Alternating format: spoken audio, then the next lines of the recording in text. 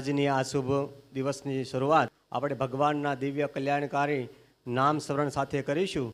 શ્રી સ્વામિનારાયણ ભગવાનની જય. સ્વામિનારાયણ નારાયણ નારાયણ. સ્વામિનારાયણ નારાયણ નારાયણ. સ્વામિનારાયણ નારાયણ નારાયણ. સ્વામિનારાયણ નારાયણ નારાયણ. સ્વામિનારાયણ સ્વામિનારાયણ. સ્વામિનારાયણ સ્વામિનારાયણ. સ્વામિનારાયણ સ્વામિનારાયણ. સ્વામિનારાયણ સ્વામિનારાયણ. સ્વામિનારાયણ નારાયણ નારાયણ. સ્વામિનારાયણ નારાયણ નારાયણ. સ્વામિનારાયણ નારાયણ નારાયણ. સ્વામિનારાયણ નારાયણ નારાયણ. સ્વામિનારાયણ સ્વામિનારાયણ. સ્વામિનારાયણ સ્વામિનારાયણ. સ્વામિનારાયણ સ્વામિનારાયણ. સ્વામિનારાયણ સ્વામિનારાયણ. સ્વામિનારાયણ નારાયણ નારાયણ. સ્વામિનારાયણ નારાયણ નારાયણ. સ્વામી શાસ્ત્રીજી મહારાજ ભવતારાયણ. સ્વામી શાસ્ત્રીજી મહારાજ ભવતારાયણ. ભવતારાયણ સ્વામિનારાયણ. ભવતારાયણ સ્વામિનારાયણ. સ્વામિનારાયણ સ્વામિનારાયણ. સ્વામિનારાયણ સ્વામિનારાયણ. સ્વામિનારાયણ નારાયણ નારાયણ. સ્વામિનારાયણ નારાયણ નારાયણ. સ્વામી પ્રમુખ સ્વામી મહારાજ ભવતારાયણ. સ્વામી પ્રમુખ સ્વામી મહારાજ ભવતારાયણ. સ્વામી મહંત સ્વામી મહારાજ ભવતારાયણ. સ્વામી મહંત સ્વામી મહારાજ ભવતારાયણ. ભવતારાયણ સ્વામિનારાયણ. ભવતારાયણ સ્વામિનારાયણ. સ્વામિનારાયણ સ્વામિનારાયણ. સ્વામિનારાયણ સ્વામિનારાયણ. સ્વામિનારાયણ નારાયણ નારાયણ. સ્વામિનારાયણ નારાયણ નારાયણ. સ્વામિનારાયણ નારાયણ નારાયણ. સ્વામિનારાયણ નારાયણ નારાયણ. શ્રી સ્વામિનારાયણ ભગવાનની જય. હવે આપણે સૌ સ્તુતિના ગાનમાં જોડાઈશું. શ્રીમત્ સદગુણશાલિલં ચિદચિદી વ્યાપ્तं ચ દિવ્યાકૃતિં જીવે સાક્ષરમુક્તકોટિસુખદં નેકાવતારાદીપં જ્ઞેયં શ્રીપુરુષોત્તમં મુનિવરે વેદાદિકીર્ત્યં વિભું તન્મૂલાક્ષરયુક્તમેવ સહજા નંદં ચ વંદે સદા. ઓમ સહનાવવતુ સહનો ભુનક્તુ સહ વીર્યં કરવાવહે તેજસ્વિનાવધીતમસ્તુ મા વિદ્વિષાવહે. ઓમ શાંતિ શાંતિ શાંતિ. ગુણાતીતોક્ષરમ બ્રહ્મા ભગવાન પુરુષોત્તમ. જનો જાનન્નિદં સત્યમ મુચ્યતે ભવબંધનાत्. શ્રી સ્વામિનારાયણ ભગવાનની જય. સરસ મજાની ધૂન બાદ હવે આપણે પ્રવચન 1ની અંદર જોડાવાનું છે. પ્રવચનનો વિષય છે આજનો ઘર સભાનો મહિમા. આમ તો અત્યારે આધુનિક સમયની અંદર દરેક વ્યક્તિઓના જીવનની અંદર કંઈક નાના મોટા પ્રશ્નો આવે છે. પછી પ્રશ્નો હોય છે, કોઈક આધ્યાત્મિક રીતે પણ હોય છે, કે કોઈક ધંધા અર્થે પણ જોવા મળે છે, કોઈક શારીરિક રીતે પણ તકલીફો અનુભવતા હોય છે, કોઈક આર્થિક રીતે પણ કટોકટીનો સામનો કરતા જોવા મળે છે. પરંતુ આ બધા પ્રશ્નો તો છે, પરંતુ એમાં એક વિશેષ પ્રશ્ન આજના સમયની આ પેઢીની અંદર જોવા મળે છે. અને જે પ્રશ્ન છે કૌટુંબિક પ્રશ્ન, એટલે કે ઘરના પ્રશ્નો. એ પછી પતિ પત્નીના હોય, સાસુ વહુના હોય, કે કોઈ પણ સંબંધના હોય, તો આ પ્રશ્નો વ્યક્તિને એક ખાઈ ગયા છે અત્યારે. અને તેનાથી બીજા બધાય પ્રશ્નો રહ્યા ને, એ પ્રશ્નો તો છે જ તે, પણ એનાથી મોટો કોઈ પ્રશ્ન હોય ને તો આ છે. આના લીધે એ બધા પ્રશ્નો વિકરાળ સ્વરૂપ ધારણ કરતા જોવા મળે છે. તો આજે આપણે પ્રવચન 1ની અંદર આપણે જોડાઈશું અને ખરેખર ઘર સભાનો મહિમા કેવો છે એનું આપણે પાન કરીશું. તો પ્રવચન 1ની અંદર જોડાઈએ. શોભે સૌમ્ય મુખારવિંદ હસતુ નેણેયમી વર્ષતા. વાણી છે મહિમા ભરી મૃદુવળી હૈયે હરી ધારતા. યોગી રાજ પ્રમુખ જે હૃદયથી જેના ગુણે રીજતા. વંદો સંત મહંત સ્વામી ગુરુને કલ્યાણકારી સદા. શ્રી સ્વામિનારાયણ ભગવાનની જય. અક્ષર પુરુષોત્તમ મહારાજની જય. ગુણાતીતાનંદ સ્વામી મહારાજની જય. પ્રમુખ સ્વામી મહારાજની જય. પ્રગટ ગુરુ હરિમોહન સ્વામી મહારાજની જય. સુરત અક્ષરધામ મહોત્સવની જય.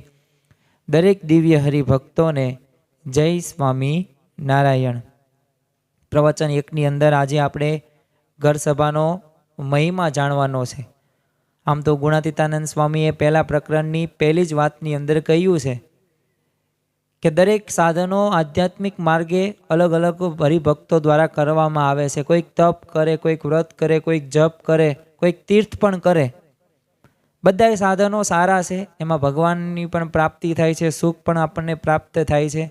પણ ગુણાતીતાનંદ સ્વામી જણાવે છે કે દરેક સાધનોની અંદર જો કોઈ મોટામાં મોટું કોઈ સાધન હોય ને તો એ મહિમા છે. અને જેને મહિમા સમજાઈ ગયો તેના દરેક સાધનો સારી રીતે થઈ શકે છે. અને મહિમા જેવું બીજું કોઈ મોટું સાધન નથી.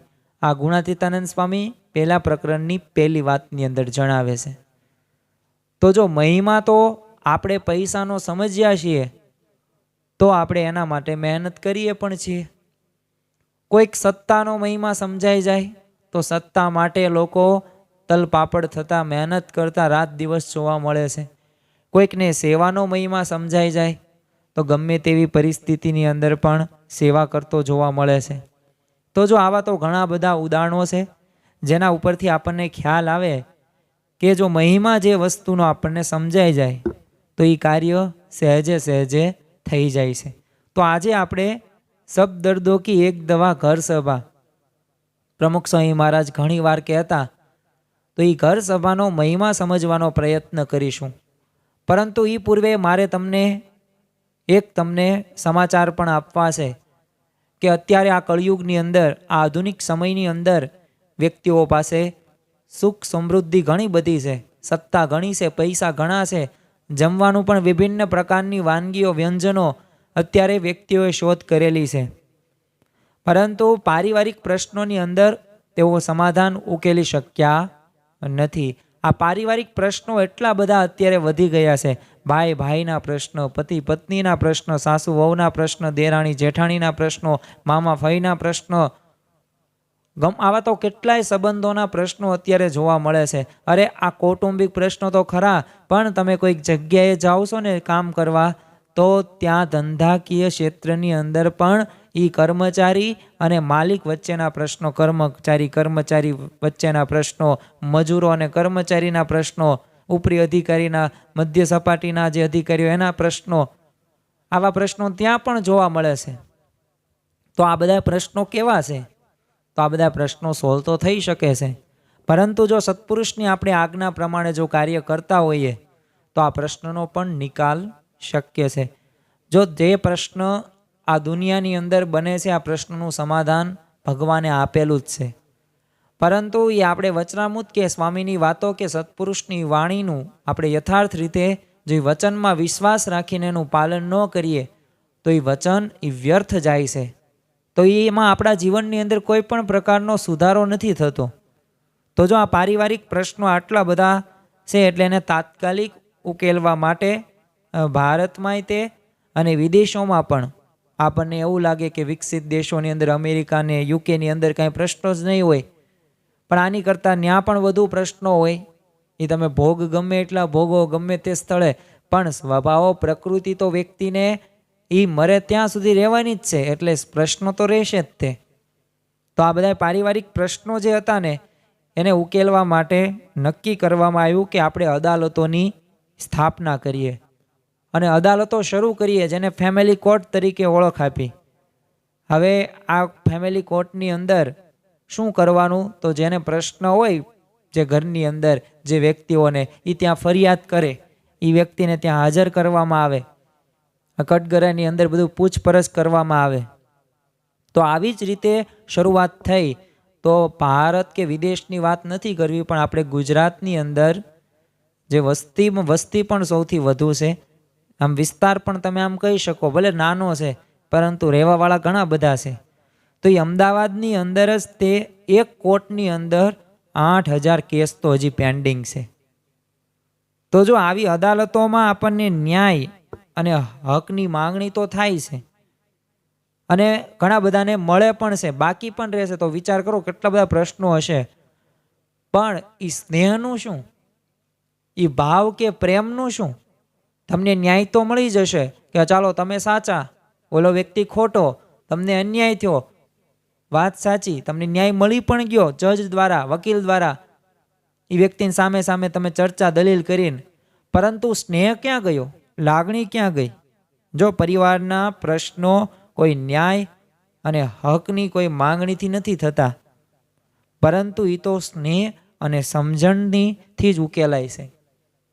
અને જો એ સ્નેહ રાખશું, પ્રેમ રાખશું અને સમજણ એવી રાખશું ને, એકબીજાને નમી દેવું, એકબીજાને થોડીક સમજવાની કોશિશ કરીએ, મોટું મન રાખીએ, ઘર સભા કરીએ, સત્સંગ કરીએ, તો આ બધા પ્રશ્નો રહ્યા ને એ સમજણથી ઉકેલાઈ જશે. પ્રમુખ સ્વામી મહારાજે આપણને આ સંસાર એક સંજીવની આપેલી છે. રામાયણની અંદર જ્યારે મેઘધનુષ દ્વારા આપણને ખબર છે કે રામ ભગવાન અને લક્ષ્મણજીને મૂર્છિત કરવામાં આવ્યા હતા નાગપાશ એ જે અસ્ત્ર દ્વારા, પરંતુ ત્યારબાદ હનુમાનજીને કહેવામાં આવ્યું હતું જડીબુટ્ટી લાવવાનું, અને એ તો આખો હિમાલય લાવ્યા, કારણ કે ત્યાં તો લાખો કરોડો પ્રકારની જડીબુટ્ટીઓ હોય, એ તો વેદ જાણી શકે. તો હનુમાનજી તો આખો હિમાલય લઈને આવે છે અને ત્યાં એમને કહે છે કે તમારે એવામાં જે જડીબુટ્ટી તમે ઓળખ હોય તો એ લઈ લો.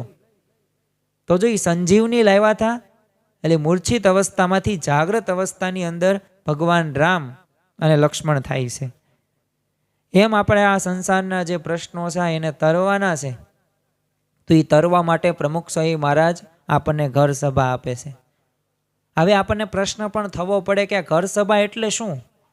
તો ઘર સભા એટલે કે ઘરના સભ્યો સાથે બેસીને એ ઘરમાં સત્સંગ કરે, એ આધ્યાત્મિક ગ્રંથનું વાંચન કરે, પછી સ્વામીની વાતો હોય, વચનામૃત હોય, શિક્ષાપત્રી હોય, કે પછી શ્રીમદ ભગવદ્ ગીતા હોય કે રામાયણ હોય કે પુરાણો હોય કે વેદો હોય, કોઈ પણ તમારા ઘરની અંદર જે આધ્યાત્મિક ગ્રંથ છે, સાહિત્ય તમારી પાસે હશે, આ સાહિત્યનું વાંચન કરવું, ગોષ્ઠી પછી કરવી, ચર્ચા વિચારણા કરવી, ભજન કીર્તન કરવી, ધૂન કરવી, એક્ટિવિટી રમતો રમવી, તો આને શું કહેવાય?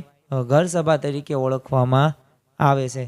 તો ઘર સભા રહ્યાને એ ઘરના તમામ સભ્યોને એક સંપીને રહેતા શીખવા છે.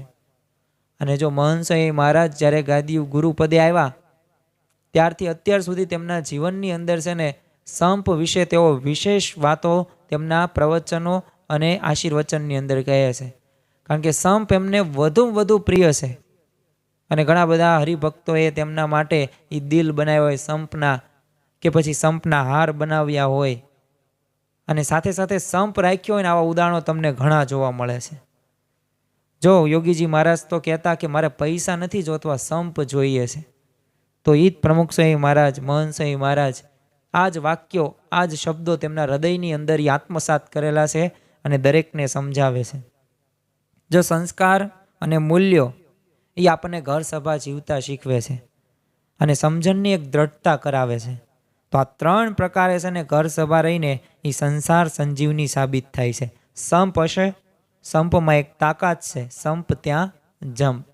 સાયકલ ત્યાં પંપ નહીં, આ તો આપણી કહેવત છે, પણ સંપ ત્યાં જંપ છે. સંપ હોય ને ત્યાં જ વિજય શક્ય છે. અત્યારે તમે દુનિયાની કોઈ પણ પાર્ટી જુઓ, પક્ષ જુઓ, આ પક્ષની અંદર સંપ હશે ને એ જ પાર્ટી એ જ આગળ વધી હશે, એનું જ સત્તા વધારેમાં વધારે જોવા મળશે. અને જેનામાં સંપ નહીં હોય ને તે આગળ નહીં વધી શકે. સાથે સાથે સંસ્કારની પણ જરૂર છે. કારણ કે પ્રમુખ સ્વામી મહારાજ કહેતા કે જો તમે તમારા બાળકોને સંસ્કાર નહીં આપો તો સંપત્તિ અને સંતતિ બંને ગુમાવવાનો વારો આવશે. સંતતિ એટલે બાળક, એને પણ ગુમાવી દેશો, એ તમને વૃદ્ધાશ્રમમાં મોકલી દેશે, એ વ્યસની થઈ જશે, તે એનું પોતાની જિંદગી બરબાદ કરી નાખશે, સાથે એની પત્નીની, સાથે એના બાળકોનું જીવન બરબાદ કરી નાખશે. અને ત્યારબાદની વાત છે તે સંપત્તિ, કે તમે ગમે એટલું કમાણ્યું હશે, તમે વર્ષો સુધી તમે મહેનત કરી હશે, રાત દિવસ એક કરીને, પણ જો તમે તમારા બાળકને સંસ્કાર નહીં આપો તો એ સંપત્તિ પણ ગુમાઈ દેશે. તો જો આમ બંને પ્રકાર નુકસાન થાય, એટલે સંસ્કારની અત્યારે જરૂર છે. સાથે સાથે મૂલ્યો, મૂલ્યો એટલે કે વેલ્યુઝ. જો આ મૂલ્યો એટલે સિદ્ધાંતો એટલા જરૂરી છે. જીવનમાં કોઈ પણ વ્યક્તિ જે આગળ વધે છે ને એના જીવનની અંદર એ સિદ્ધાંતો, વેલ્યુ ખૂબ અગત્યના જોવા મળે છે. જેનામાં સિદ્ધાંત એટલે કે વેલ્યુ, મૂલ્યો છે ને એ જ વ્યક્તિ મહાનતા તરફ પ્રેરે છે. તમારી પાસે ડિગ્રી હોવાથી, તમે કરોડ રૂપિયા કમાવાથી તમારી મહાનતા નથી, પણ તમારા જીવનમાં મૂલ્યો કેટલા છે, તમે એ પ્રત્યે સજાગ કેટલા છો, નીતિ નિયમમાં ધર્મ નિયમ તમારા જીવનમાં કેટલો છે, તમે શું અપ્રામાણિક તો નથી ને, તમે ચોરી તો નથી કરતા ને, તમે દગો તો નથી કરતા ને, તમે ખોટું તો નથી બોલતા ને. તો જો આ જે રહ્યું ને એ મૂલ્યો આપણને શીખવે છે. તો આ 3 પ્રકારે, અને છેલ્લે છે સમજણની દ્રઢતા. સમજણ જીવનમાંથી જાય ને ત્યારે જોયા જેવી થાય છે. જ્યારે સમજણ જાય ત્યારે ઘરની અંદર શાકમાં ક્યારેક મીઠું વધુ નખાઈ જાય, દાળ થોડીક ખાટી પણ થઈ જાય, રોટલાની અંદર મોણ પણ ઓછું નખાઈ જાય, ભાખરી થોડીક પતળીની જગ્યાએ જાડી પણ થઈ જાય, ચા થોડીક કડક ન થાય, થોડીક સામાન્ય દૂધ જેવી પણ લાગે, પાણી જેવી પણ લાગે ક્યારેક. પરંતુ આ બધા પ્રશ્નોની અંદર જો તમારામાં સમજણ હોય અને સમજણ સાથે સાથે દ્રઢતા હોય તો ગમે તેવી પરિસ્થિતિ ઘરની અંદર બને, પરંતુ આ પરિસ્થિતિમાં પણ તમે સ્થિર રહી શકો. શા માટે? કારણ કે તમે સમજણને દ્રઢ કરી છે. તો આ 3 રીતે છે ને જે સંજીવની ગણી શકાય છે આ સંસારની, અને એ પ્રમુખ સ્વામી મહારાજના શબ્દો છે. તો આજે જો હજારો હરિભક્તો આ ઘર સભા કરે છે અને એમને આ સંસાર સંજીવનીના જે મીઠા ફળ જે પ્રાપ્ત થવાના હોય ને એ પ્રાપ્ત થયા છે. અમુક પતિ પત્ની ન બોલતા હોય તો બોલવા મળ્યા છે, સાસુ વહુના પ્રશ્નો ટળી ગયા છે, કોઈક આર્થિક રીતે એટલે કે જમીનના પ્રશ્નો છે એ સોલ્વ થઈ ગયા, અમુકને વ્યવહારના અમુક જગ્યાએ 5-5, 10-10, 20-20 વર્ષથી પ્રશ્નો હતા ભાઈઓના, એ પ્રશ્નો સોલ્વ થઈ ગયા. તો જો આપણે પ્રમુખ સ્વામી મહારાજ અને મહંત સ્વામી મહારાજની જો આપણે આજ્ઞા મુજબ જો ઘર સભા કરીશું તો ખરેખર સંસાર ને સંજીવની છે ને એ આપણે અનુભવી શકીશું. અન્યથા જો આજ્ઞાને આપણે અધ્ધર ઝીલીશું નહીં તો આપણા જીવનની અંદર એ કૌટુંબિક પ્રશ્નો પણ સમાધાન ક્યારેય થશે નહીં. અને એક સંપનિત સંજીવની આ ગણી શકાય. તારીખ 8 જુલાઈ 2018ના રોજ સારંગપુરની અંદર મહંત સ્વામી મહારાજ વિરાજમાન હતા અને એક દિવસ યુવા દિન તરીકે નક્કી કરવામાં આવ્યો. અને આ દિવસે સાંઈ સભાની અંદર યુવકો જે સમાજના પ્રશ્નો જે હતા એનો વિડીયો અને એક સંવાદ રૂપે મહંત સ્વામી સમક્ષ રજૂ કરવામાં આવ્યો. આ સંવાદ અને વિડીયોની અંદર ખાસ કરીને જે સમાજની અંદર જે કૌટુંબિક પ્રશ્નો હોય ને એ પ્રશ્નો દર્શાવ્યા હતા. પછી જ્યારે સ્વામીશ્રીને દરેક સમસ્યાનું સમાધાન જણાવતા હતા એમાં એક દ્રશ્ય એવું પણ આવ્યું કે દરેક ઘરની અંદર ઝઘડાની અને કુસંપની છે ને આગ લાગી છે. અને પછી પ્રશ્ન પૂછ્યો કે કુસંપ ટળે અને ઘરના પ્રશ્નોમાં શાંતિ રહે એ માટે મહંત સ્વામી મહારાજ અમારે શું કરવું? ત્યારે સ્વામીશ્રીએ તરત જ ઉત્તર આપ્યો કે ઘર સભા, ઘર સભા, ઘર સભા. તો આ મહંત સ્વામી મહારાજે યુવાદીને આ પ્રશ્નનો જવાબ 3 વાર ભારપૂર્વક એમને ઘર સભા કીધું. અને પછી શું કીધું કે પ્રમુખ સ્વામી મહારાજનું વચન છે એટલે જરૂર ફેરફાર થશે, થશે ને થશે. તો જો એમના ગુરુની અંદર એમને કેટલો વિશ્વાસ હતો, કેટલી દ્રઢતા હતી કે પ્રમુખ સ્વામી મહારાજે કહ્યું છે એટલે અવશ્ય આ ફળ છે, ઘરની અંદર શાંતિ રહેશે જ તે. તો જો આમ સ્વામીશ્રીએ પણ આપણને સમજાવ્યું કે ઘરના પ્રશ્નોની આગથી બચવું હોય ને તો ઘર સભા કરવી જ પડશે. જો આ કાંઈ ન કરવી એવી વાત નથી, કરવી જ અનિવાર્ય બાબત છે. કારણ કે તમારે આધ્યાત્મિક માર્ગે આગળ વધવું છે, તમારે તમારા ધંધાકીય ક્ષેત્રે આગળ વધવું છે, સંબંધોમાં મીઠાશ લાવી છે. કૌટુંબિક પ્રશ્નોનું સમાધાન જ્યારે થશે ને ત્યારે જ આમાં શાંતિ રહેશે. બાકી તમે અનુભવ કર્યો હશે કે તમે લાખો રૂપિયા કમાતા હશો પણ ઘરની અંદર પ્રશ્ન કંઈક આવી ગયો હશે તો તમને એ લાખો રૂપિયા પણ ગમશે નહીં. તમને કોઈક અન્ય વ્યક્તિ સાથે વાત કરવી પણ ગમશે નહીં. કેમ? કૌટુંબિક પ્રશ્નો, પારિવારિક પ્રશ્નો. તો જો ઘર સભા એટલે કરવી જરૂરી છે. ઘરના પરસ્પર જે કુસંપ હોય ને તે સંપત્તિનો હોય કે સત્સંગનો હોય એ આપણે જો આનંદ લઈ નથી શકતા. આપણે સભાની અંદર પણ જઈએ, આપણે પ્રવચન પણ સાંભળતા હોઈએ, આપણે મહારાજ સ્વામીના દર્શન પણ કરતા હોઈએ પણ એ યથાર્થ સુખ નથી આવતું, આપણું મન ત્યાં એકાગ્ર નથી થતું. એનું કારણ શું છે? આ પ્રશ્નો છે. એ પછી સંપત્તિના હોય કે પછી સંબંધોના હોય. તો એકબીજાને સમજવું એ સ્વસ્થ સંબંધો માટે છે ને એક અનિવાર્ય બાબત છે. અને એ ઘર સભા માટેનું વાતાવરણ એ પૂરું પાડે છે. જે ઘરની અંદર ફક્ત ખાલી અમુક ઘર તો કેવા હોય કામ પૂરતી જ વાત હોય, બહુ બીજી કાંઈ વાતચીત નહીં. બસ આવ્યા, ખાઈ લીધું, સૂઈ લીધું, ફોન ઘુમાડ્યો, પૂરું, આખો દિવસ પૂરો. કોઈ વ્યક્તિઓ સાથે કાંઈ પરસ્પર સંવાદ નહીં, વાતચીત નહીં. તો એ સંબંધોમાં મીઠાશ ક્યારે આવે? તમે કોઈ વ્યક્તિ સાથે બોલતા જ નથી, ચાલતા જ નથી, એનું તમે કાંઈ પૂછતા જ નથી તો ભાવ, પ્રેમ, લાગણી, હૂફ, કરુણા, દયા આ ક્યાંથી આવશે? ક્યારેય કોઈ દિવસ નહીં આવે. કારણ કે વ્યક્તિઓ સાથે તમે રહ્યા જ નથી. સંબંધો ક્યારે ટકે કે સંબંધોમાં સમય આપવો પડે. અને સમય આપવા માટેની શું જરૂર છે? એવી સમજણ જરૂરી છે. સમજણ ક્યાં મળે? ઘર સભાની અંદર મળે. તો જો વ્યવહાર આવી રીતના તમે કરતા હોઈએ ને તો ત્યાં ઘર સભા રહીને એક આઈસ બ્રેકર બની રહ્યા છે. આઈસ બ્રેકર એટલે શું? કે તમે જોયું હશે કે કોઈ 4 વ્હીલની અંદર તમે ખાડા ખોડિયા ગમે એટલા હોય રોડ ઉપર પણ તમને 4 વ્હીલની અંદર એ અનુભવાય નહીં. કેમ ન અનુભવાય? જ્યારે ગાડી લઈને ગયા હોય તો એટલું બધું એમાંય અનુભવાય નહીં. પણ સાયકલ હાંકજો, સાયકલમાં અનુભવાશે. ચાલશો, નહીં ચાલી શકો. પણ મોટરની અંદર બેઠા છો તો તમને એક પણ પ્રકારનો અનુભવ એવો નહીં થાય. ઉપરથી નીચે ઉછળશો પણ નહીં. કેમ? કારણ કે ગાડીની સિસ્ટમની નીચે આઈસ બ્રેકર આવે. અને આઈસ બ્રેકર શું કામ કરે? એ ખાડાને છે ને એ જ ઓબ્ઝર્વ કરી નાખે, એ આગળ વધવા જ ન દે. એટલે તમારું તમે જે જગ્યાએ બેઠા છો ને એટલું હલનચલન એ રહે નહીં. તો એમ છે ને એકબીજા વચ્ચે આપણે વાતચીત થઈ શકે ને એવી મોકળાશ ઊભી કરે છે આ ઘર સભા.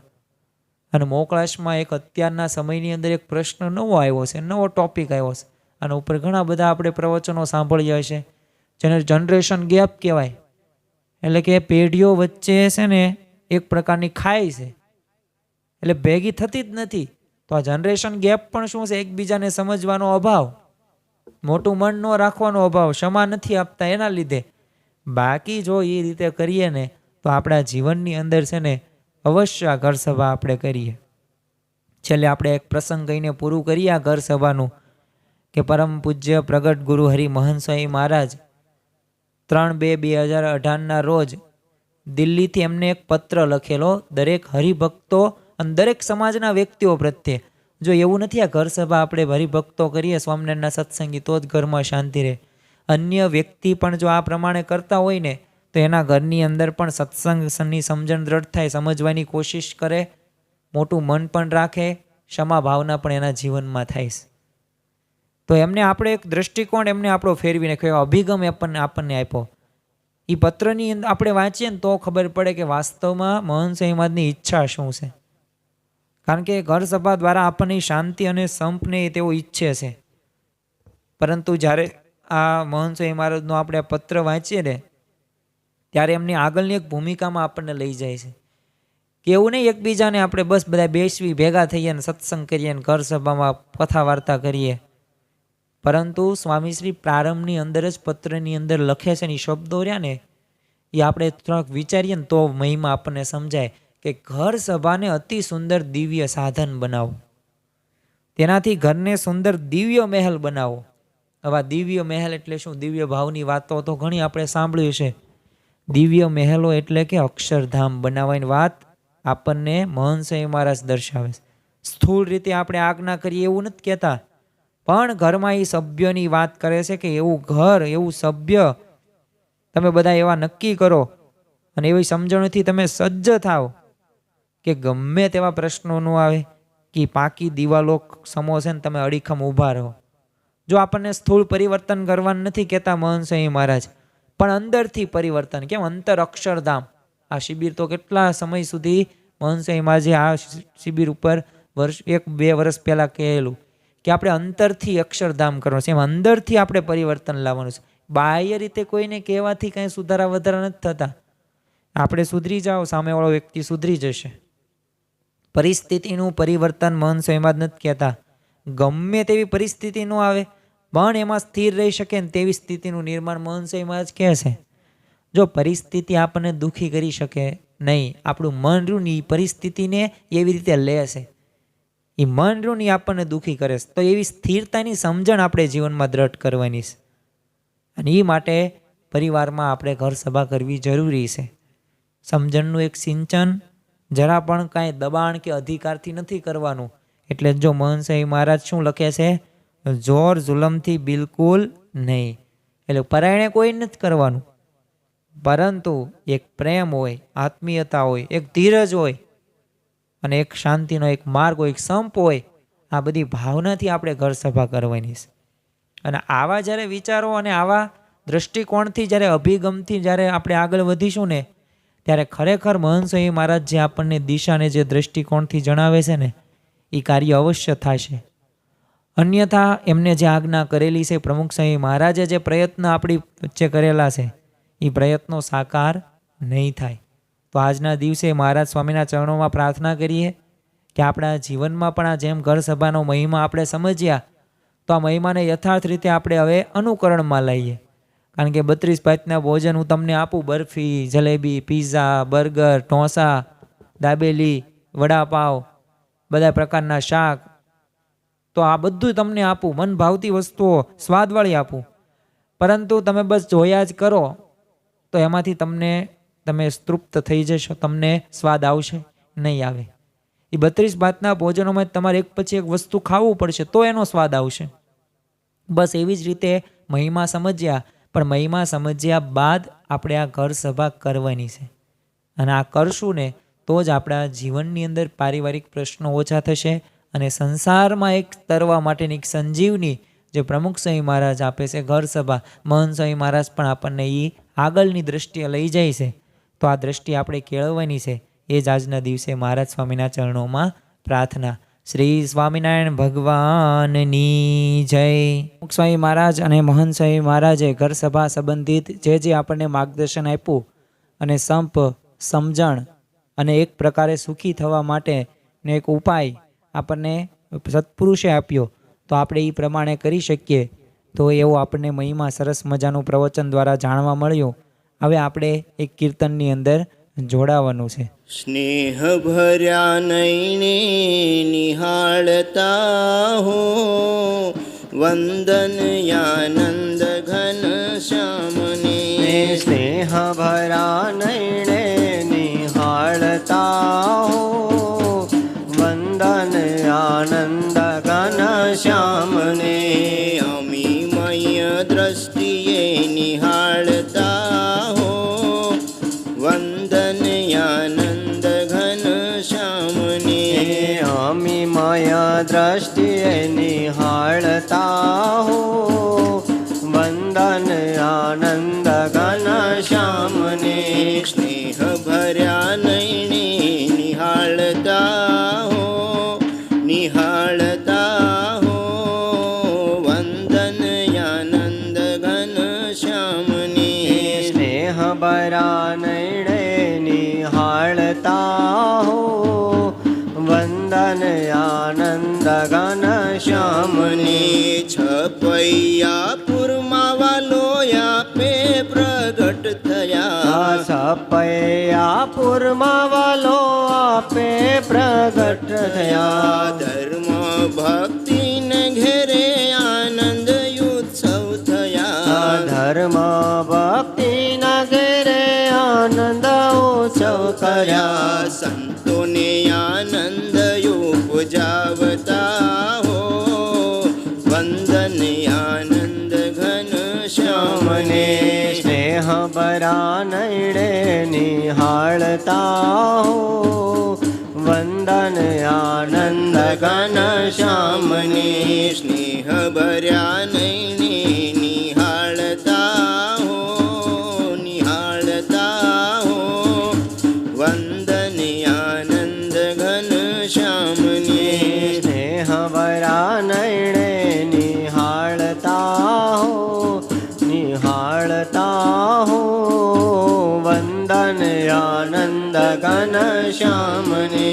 બાળ ચરિત્ર કરી આપે વન વિચર્યા. બાળ ચારિત્ર કરી આપે વન વિચર્યા. તીર્થો માહી ફરી જીવો પાવન કર્યા. તીર્થો માઈ ફરી જીવો પાવન કર્યા. નીલકંઠ નામ ધરાવતા હો, વંદન આનંદ ઘન શ્યામને.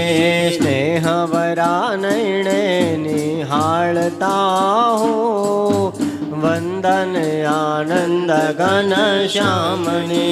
સ્નેહ ભર્યા નૈણે નિહાળતા હો, નિહાળતા હો, વંદન આનંદ ઘન શ્યામને.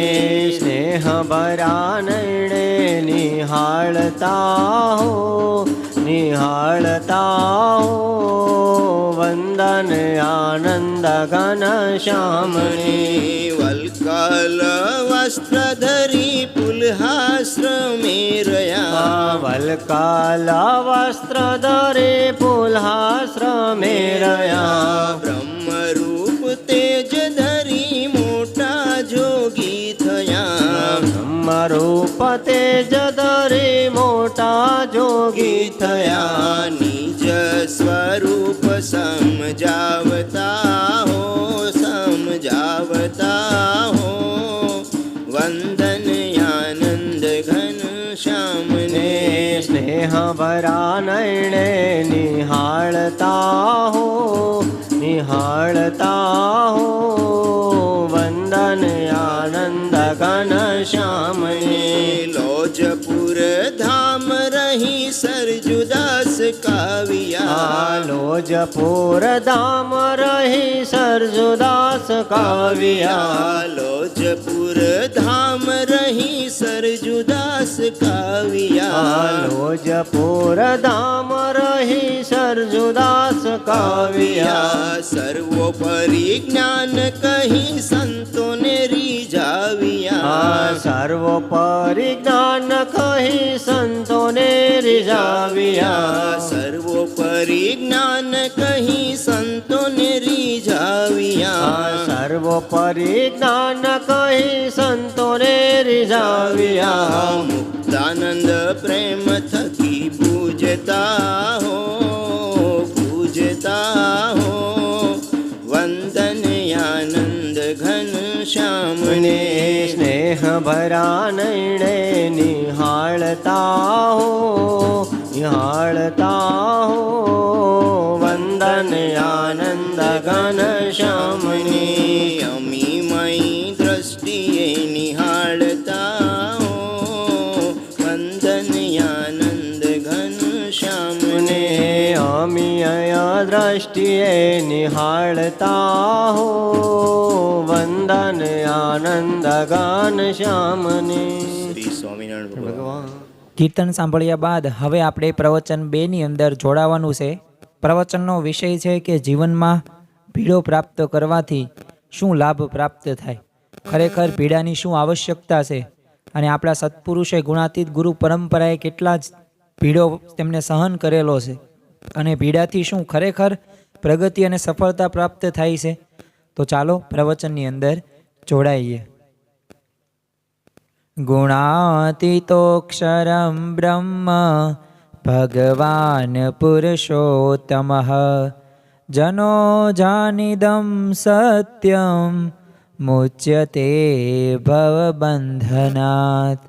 હે નાથ મુજને મતિશુદ્ધ દેજો, હૈયે સદા સેવક ભાવ રહેજો. છો શબ્દો મારા પણ આપ કહેજો, રાજી થઈ અક્ષર ભાવ દેજો, રાજી થઈ અક્ષર ભાવ દેજો. શ્રી સ્વામિનારાયણ ભગવાનની જય. અક્ષર પુરુષોત્તમ મહારાજની જય. ગુણાતીતાનંદ સ્વામી મહારાજની જય. પ્રમુખ સ્વામી મહારાજની જય. પ્રગટ ગુરુ હરિ મહંત સ્વામી મહારાજની જય. સુરત અક્ષરધામ મહોત્સવની જય. દરેક દિવ્ય હરિભક્તોને જય સ્વામી નારાયણ.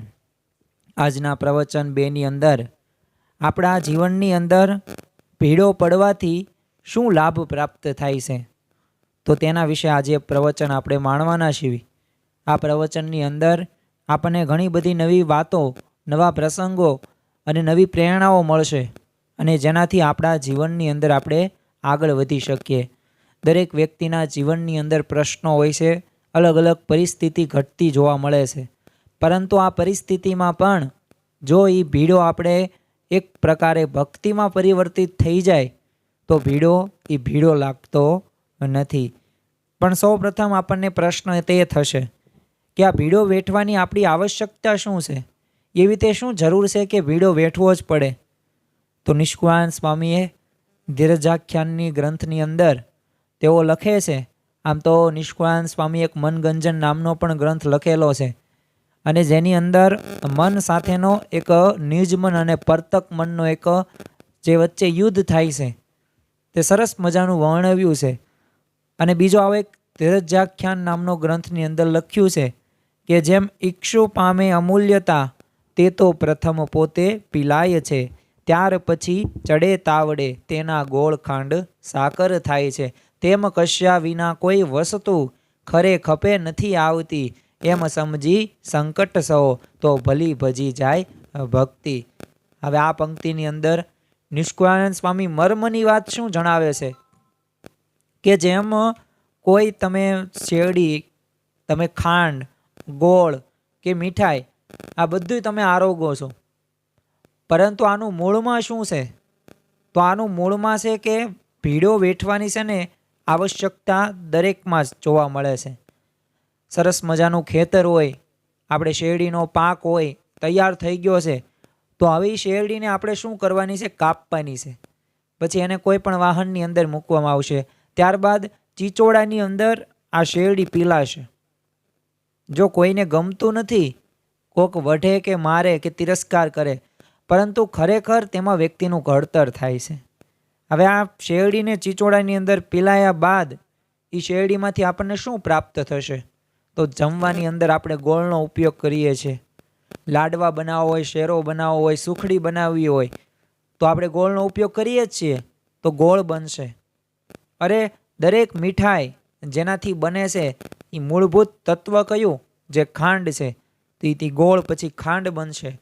એનાથી પણ એક વિશેષ સાકર જે આપણે ટાઢક કરવા માટે ઉપયોગમાં લેવામાં આવે છે, અને ત્યારબાદ એમાંથી બધી વસ્તુઓ બનશે.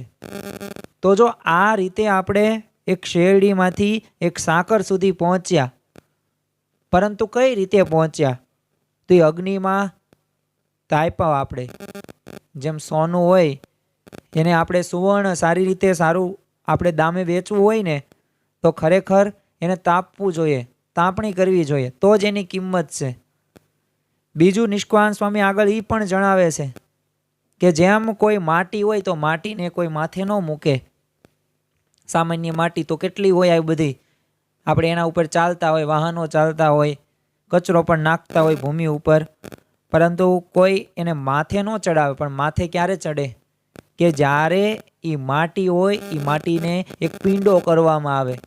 હવે આ પીંડો ચાકડે ચઢાવવામાં આવે, ગોળ ગોળ ફેરવવામાં આવે, ટાપલા મારવામાં આવે, આકાર આપવામાં આવશે, ત્યારબાદ એ ભઠ્ઠાની અંદર શેકવામાં આવશે, કલર કામ ત્યારબાદ કરવામાં આવશે, અને પછી એ માટલાની અંદર આપણે પાણી નાખશું, કોઈ પણ પદાર્થ નાખશું, પછી આપણે માથે ચડાવશું. તો એની મોટપ ક્યારે વધી? શિર ઉપર ક્યારે ચડી? કે એ માટીમાંથી એ માટલું બન્યું ને ત્યારે બની. કોઈ પથ્થર હોય તો પથ્થરમાં એ ઘડતર થયા બાદ જ એની કિંમત છે. બાકી સામાન્ય પથરાઓ તો કેટલા બધાય છે, એની કોઈ કિંમત છે નહીં. એમ જીવનની અંદર પણ કંઈક આવું જ છે કે આપણા જીવનની અંદર જેટલું આપણે ઘડતર કરીશું ને એટલા આપણે જીવનની અંદર આગળ વધશું. એટલે કે ભીડો જેટલો પડશે આપણા જીવનની અંદર, મુશ્કેલી જેટલી આવશે, અને જો મુશ્કેલી રહીને એ એક રત્ન સમાન છે. એ એક નવો આપણને એક આકાર આપે છે, એક નવી સમજણ આપે છે. અને આ સમજણથી છે ને વ્યક્તિ જીવનની અંદર સુખી થાય છે. ગમે તેવી પરિસ્થિતિ હોય, પરિસ્થિતિમાં પણ સ્થિરતા એને ભીડો જ લાવે છે. કારણ કે ભીડામાંથી જે શીખવા મળે છે ને, મુશ્કેલીમાંથી જે શીખવા મળે છે, એ તમે એ એસીની અંદર, ખુરશીની અંદર આરામથી બેહવાથી કાંઈ શીખવા મળતું નથી. કડવા અનુભવોના લીધે જ તે ભવિષ્યની અંદર તમે સારું કોઈ કાર્ય કરી શકો છો. એક કવિએ કહ્યું છે ને કે માટીને મોટપ ક્યારે મળી, ઘડુલી શિરે પર ક્યારે ચડી. તો આ એને કસણી કરી, માટીમાંથી એને એ સહન કર્યું, ત્યારે એને મોટપ મળી છે, બાકી મોટપ મળતી નથી. એમ ચંદન સુઘડ હોય એ ઘસાઈ હોય ને, એ ઘસાયા બાદ જ તે ભગવાનના ભાલે કે ચરણે ચઢે છે. બાકી એમનામ કોઈ ચંદનને કોઈ ભાલે કે તિલક એનું કોઈ કરતા નથી. તો આમ જો ભીડો વેઠ્યા વિના છે ને કદી કોઈની કિંમત અકાતી પણ નથી, અને ભીડો વેઠ્યા વિના કોઈનું ઘડતર પણ થતું નથી. ગાંધીનગર અક્ષરધામની અંદર તમે પ્રદર્શન ખંડની અંદર પ્રથમ જ ખંડની અંદર તમે જોયું હશે કનગડ પથ્થર, જેમનો ચહેરો હોય છે, હાથ હોય છે, હાથમાં સીણી અને હથોડી હોય છે, અને પોતાની જાતને કંડારતો હોય ને એવો ચિત્ર તમને દેખાય છે. તો યોર લાઈફ, તમારી જિંદગી છે, તમે જે રીતે તમારે એ ઘડવું છે ને એ તમે ઘડી શકશો. તમે સારા સંસ્કારોથી પણ ઘડી શકશો, સારા મૂલ્યો કેળવીને પણ શીખી શકશો, અને એના લીધે તમારું ભવિષ્યની કિંમત એ છે. કરોડોપતિની કિંમત નથી, પણ કરોડોપતિ વ્યક્તિઓમાં જે ગુણો છે ને એ ગુણો વ્યક્તિને સ્પર્શે છે. તો એ સ્પર્શતાનું કારણ શું છે? એમને ઘડતર કરેલું છે. આપણે ગોડ ઓફ ક્રિકેટ સચિન તેંડુલકરને ઓળખીએ છીએ, તેનું વ્યક્તિત્વ કેવું કે LBW હોય કે ન હોય, એક વખત અમ્પાયર આઉટની આંગળી ઊંચી કરે એટલે કોઈ સાથે દલીલ કરવાની નહીં, પવેલિયનમાં વહી જવાનું. એને કોઈ દિવસ કોઈ સામે એને એવી રીતે નથી કરેલું, એટલે ગોડ ઓફ ક્રિકેટ તરીકે ઓળખાય છે સચિન તેંડુલકર. તો એમ જે વ્યક્તિની મોટપ છે ને એ મોટપ એના મૂલ્યો, સિદ્ધાંતો, આ સિદ્ધાંતો એટલે શું? એને ભીડો વેઠેલો છે. યોગીજી મહારાજે પણ કહ્યું છે કે જંત્રણામાં આવ્યા સિવાય જ્ઞાન થાય નહીં. પહેલાં ભીડામાં આવવું પડે, પછી સત્સંગની ભીષણમાં રહેવાય, એ સિદ્ધાંત. એટલે શું કહેવા માગે છે કે યોગીજી મહારાજ, તમે શાસ્ત્રીજી મહારાજને અવશ્ય પ્રાર્થના કરતા યોગીજી મહારાજ તો કાયમ કે હે શાસ્ત્રીજી મહારાજ, તમારી કસણીમાં હંમેશા રહેવાય. તો જો કસણીમાં હંમેશા રહેવાય એવા યોગીજી મહારાજ ગુરુ શાસ્ત્રીજી મહારાજ પાસે પ્રાર્થના કરતા. શ્રીજી મહારાજના પણ પરમહંસોની વાત કરીએ તો એ શ્રીજી મહારાજે 114 પ્રકરણો ચલાવ્યા. એમાંના એક 2 ગૃહસ્થીઓ માટે, એક બાઈ સત્સંગીઓ માટે હતા, અને 111 પ્રકરણો મહારાજે પરમહંસો પ્રત્યે હતા. પણ એ પરમહંસો પ્રકરણોમાંથી પસાર થઈ ગયા, એ કસણીમાંથી પસાર થઈ ગયા, ત્યારે તેઓ આગળ નીકળી શક્યા. અને એટલે તેઓ એમાં ઐશ્વર્ય મહારાજે પણ મૂકેલું છે. અને એ બધા ઐશ્વર્યવાન કેવા? વરસાદ વરસાવે એવા સમર્થ, ગ્રહોની ગતિ અટકાવી શકે તેવા સમર્થ. અરે એ એમની વાણી રહીને એ એમનો પ્રવાહ જ આમ બની જાય એવી રીતે ગંગામાં વહેતો એવો. અને સામેવાળો ગમે એવો મલિન સંસ્કારવાળો ન હોય તે આમ સરખો થઈ જાય. તો આ એમનામાં તાકાત હતી શબ્દોમાં. એમના તમે પદો જુઓ, એમના તમે ગોઠીઓ જુઓ, પ્રભાતિયા જુઓ, પદો તમે જુઓ ને ત્યાં એના ઉપરથી આપણને ખબર પડે કે એ પરમહંસોએ કેટલી ઘસણી કરી હશે, ત્યારે તેઓ એ સર્વોચ્ચ સ્થિતિ સુધી પહોંચી શક્યા. તો જો આવી જ રીતે આપણે સત્સંગની અંદર ઘણા વર્ષોથી સત્સંગ કરતા હોઈએ તો ભીડો વેઠે છે ને એ જ ભક્ત મહારાજના મતે છે ને એક નિશ્ચયવાન ભક્ત છે. બાકી નિશ્ચયવાન ભક્ત બીજા નો કે થોડીક તકલીફ પડે, ઉતારા ન મળે, આગળ બેસવા ન મળે, કોઈક ખીજાય વઢે, વ્યવસ્થાપકો સ્વયંસેવકો, તો ભીડો એ તમે નથી સહન કરતા તો હકીકતમાં તમે મહારાજના નિશ્ચયવાન ભક્ત નથી. કારણ કે ભક્તના 3 મુખ્ય લક્ષણ છે: નિયમ, નિશ્ચય ને પક્ષ. આ 3 જેમાં એ ખરેખર ભક્તના લક્ષણો છે. આ હોવું જરૂરી છે, તો તે ક્યારેય સત્સંગની અંદર આપણે પાછા પડીએ નહીં. શ્રીજી મહારાજ તો કહે છે કે ભગવાનના ભક્તનો સરસ નરસ નિશ્ચય હોય તે તો ભેળા રહ્યા થકી અને ભેળો વ્યવહાર કર્યા થકી જેવો હોય તેવો કળાઈ આવે છે. અને પછી જેને થોડો નિશ્ચય હોય તે કચવાઈને સત્સંગમાં ભીડામાંથી માગ દઈને એકાંત પકડીને જેવું થાય તેવું ભજન કરે, પણ હરિભક્તની ભીષણમાં રહેવાય નહીં. અને આ વાત મહારાજે વચનામૃત વરતાલના 5માં કરી. તો આમ જો શ્રીજી મહારાજે પણ સત્સંગના અર્થે ભીડો વેઠવો અને તેને ભગવાનના નિશ્ચય સાથે સાંકળીને તેનું મહત્ત્વ સમજાવ્યું છે. ક્યાંક ભીડો રહ્યો એક કસણી રહીને એ પણ એક ભગવાનના માર્ગમાં પહોંચવા માટેનું એક સાધન છે. અને નિશ્ચયને ભીડાને એક મહારાજે એક સમાનતાથી જોડી દીધું, એક સાંકળી દીધું, જેથી આપણે સમજી શકીએ કે ભીડો થાય છે તો એક આ નિશ્ચય જ છે. જો આ કોઈ પણ પ્રકારનું બ્રેન વોશ કરવાનું કોઈ વાક્યો નથી, પરંતુ ખરેખર આપણે જો સ્વભાવ પ્રકૃતિ દરેકના હોવાના, માન અપમાન, ક્યારેક તિરસ્કાર, કંઈક આપણને ખીજાશે, વટશે, ઓળખતા ન હોય, થવાનું છે, સ્વાભાવિક છે. પરંતુ આ વ્યક્તિઓના સ્વભાવથી આપણે સત્સંગ આપણે મૂકી દેવાનો નથી. સત્સંગની અંદર આપણે શું કરવાનું છે? આપણી એક જ દ્રષ્ટિ હોવી પડે, મહારાજ અને સ્વામી, સત્પુરુષ અને સ્વામિનારાયણ ભગવાન. તો જ તે આપણું કલ્યાણ થશે, તો જ આપણે આત્યંતિક કલ્યાણ સુધી પહોંચી શકીશું, અને તો જ પ્રાપ્તિને આપણે પ્રતીતિમાં પરિવર્તિત કરી શકીશું. અને જે અક્ષરધામની અંદર સુખ છે એ છતાં દેહ આપણને પ્રાપ્ત થશે. સત્સંગીને એક પ્રશ્ન હોય છે કે અમારામાં તો દોષ છે, પ્રકૃતિ છે, સ્વભાવ છે, તો અમારે દૂર કરવા માટે શું કરવું જોઈએ? તો જો ગુણાતીતાનંદ સ્વામીની વાતની અંદર ગુણાતીતાનંદ સ્વામી જ કહે છે કે તમે ભીડામાં રહેવું અને ભીડામાં રહ્યા વિના તને દોષ જાય નહીં. એટલે ભીડામાં રહેવું જ પડશે, કસણીમાં આપણે કસવું જ પડશે, આપણું ઘડતર કરવું જ પડશે, તો આપણા દોષ માત્ર જશે. અને જો મહારાજની તો એવી ઈચ્છા છે કે એક પણ તલ માત્ર પણ કસર તમારામાં રહેવા દેવી નથી, ત્યાં સુધી તમને શુદ્ધ કરવા છે. એવું તમારું આત્યંતિક કલ્યાણ કરવું છે. એ કોઈ સ્વભાવો કે પ્રકૃતિ કે માન કે અપમાન આવું કાંઈ હોય જ નહીં તમારાની અંદર. યોગીજી મહારાજ તો આ ભીડાને છે ને ભક્તિની જ ઉપમા આપતા. જેમ તમે માળા કરો, દંડવટ કરો, પ્રદક્ષિણા કરો, આ બધું ભક્તિ છે. એમ યોગીજી મહારાજ કહેતા કે ભીડો વેઠે ને એ જ ભક્તિ, એ જ માળા ને એ જ ધ્યાન.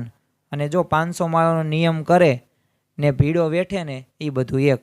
તો વિચાર કરો કે આપણે ભીડો વેઠવીને તો સત્પુરુષ અંતરથી એટલા બધા રાજી થાય છે. જો ભીડો વેઠવો રહ્યો ને દરેકનો ગુણ લેવો એ જ ખરી સેવા છે. પાછી ભગવાનના ભક્તને અર્થે ભીડો વેઠવો ને એ જ નિવૃત્તિ. તો તેઓનું સમગ્ર જીવન છે ને યોગીજી મહારાજનું આ રીતે વીત્યું છે.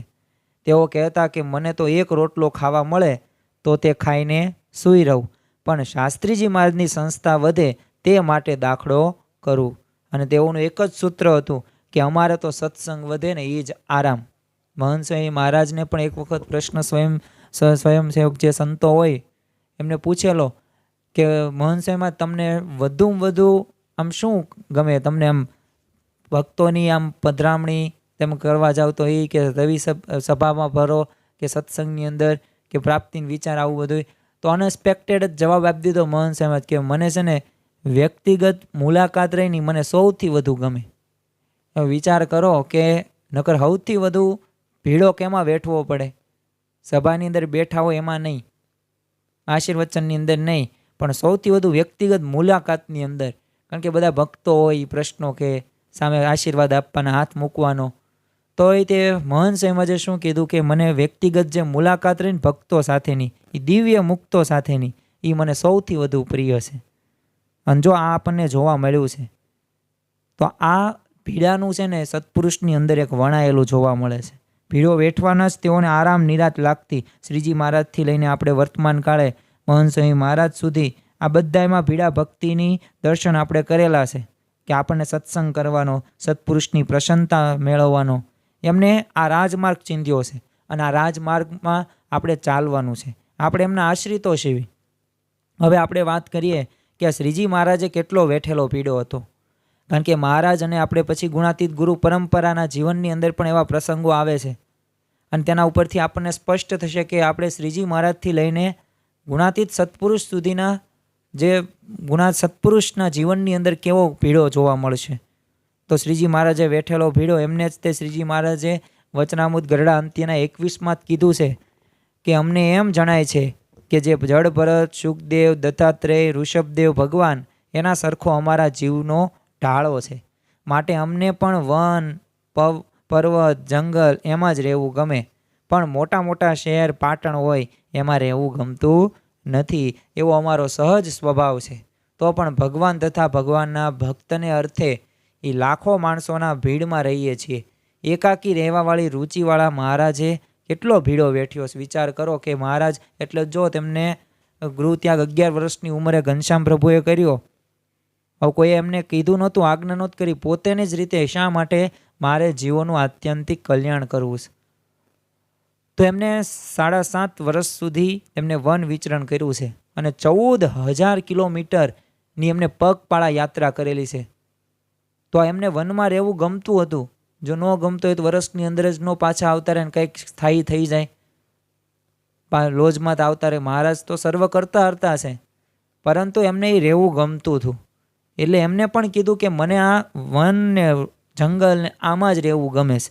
ત્યાં કોઈ પણ પ્રકારની સુવિધા હોય ન હોય, પરંતુ છતાં મહારાજે શું કીધું કે મને એવામાં રહે. છતાં હું લાખો આ માણસોના શા માટે? જીવોના કલ્યાણ માટે એમને ભેગો રહું છું.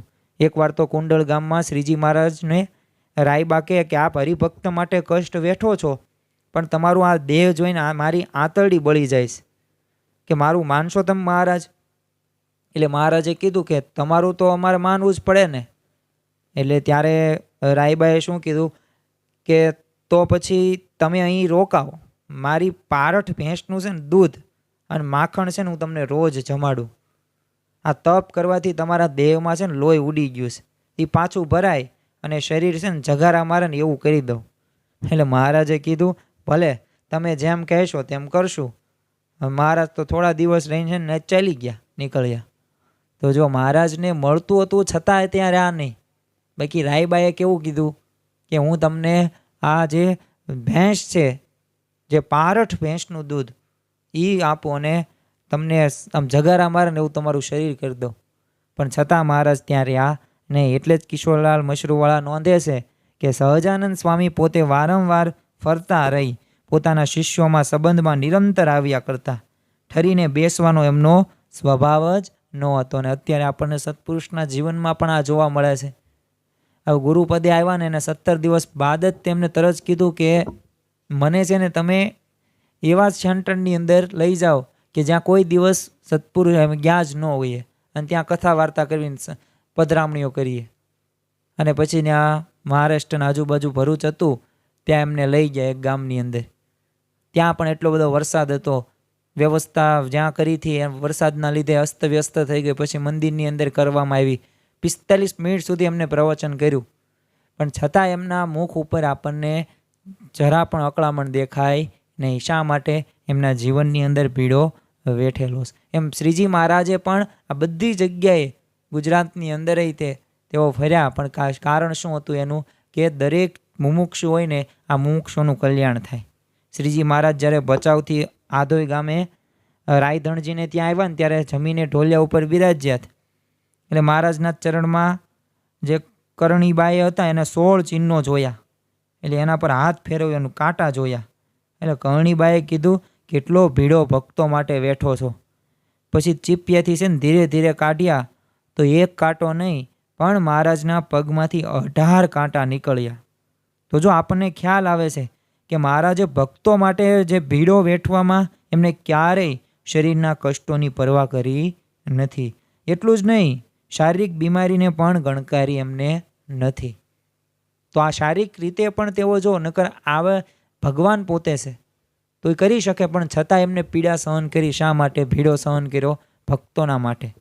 એકવાર તો ભુજમાં અમીરસમાં જ્યારે સ્નાન પછી શ્રીજી મહારાજને ઠંડી ચડીને તાવ આવ્યો. એટલે મુક્તાનંદ સ્વામી પાસે નાડી તપાસાવી. એટલે મુક્તાનંદ સ્વામીએ કીધું કે વિચરણ બંધ કરી આરામ તમે કરો. એટલે મહારાજે કીધું કે આરામ કરશું તો માયા તેની રમત માંડશે. તે લાગ જોઈ બેઠી છે, માટે સત્સંગ નિરંતર રાખવો પડે, નહીતર જીવમાં બળ આવે નહીં ને જીવ ભ્રષ્ટ થઈ જાય. બોલો, મહારાજ પોતે પૂર્ણ પુરુષોત્તમ સાક્ષાત છે, અવતારના સર્વે અવતારના અવતારી છે, છતાં પણ મુક્તાનંદ સ્વામી શું કહે છે કે જો આરામ કરીશું ને તો માયા બેઠી જ છે. શા માટે? આળસ નામનો એક શત્રુ હોય. આળસ સાથે સાથે આપણા જીવનની અંદર જે કરવા ન દે એવા આપણી અંદર એવા ઇન્દ્રિયો છે, જે ઇન્દ્રિયો છે ને આરામ જ માગે છે. હાથ હોય, પગ હોય, આંખ હોય, પછી કાન હોય, જીભ હોય, તો છે ને મહારાજ કે માયા અમને બાંધી નાખશે. એટલે સત્સંગ અમારે તો કરવો જ પડે, તો જ તે જીવ ભ્રષ્ટ થાય નહીં, નકર ભ્રષ્ટ થઈ જાય. પ્રમુખ સ્વામી મહારાજ પણ આવી રીતે વિચરણ કરતા હતા. અમેરિકાની અંદર જ્યારે એમનું વિચરણ હતું ત્યારે એક વખત તો એમને જે પગમાં જે મોજડી પહેરવાની હોય એ આમ જમણા પગની મોજડી ડાબામાં પહેરી લીધી, ડાબા પગની મોજડી જમણા પગમાં પહેરી લીધી. ત્યારે જે સાથે જે સેવક સંત હતા ને એમને કીધું કે બાપા તમે આ મોજડી સીધી નથી પહેરી, તમને દેખાતું નથી. ત્યારે પ્રમુખ સ્વામી મહારાજ કીધું કે મને તો 5-7 દિવસથી નથી દેખાતું.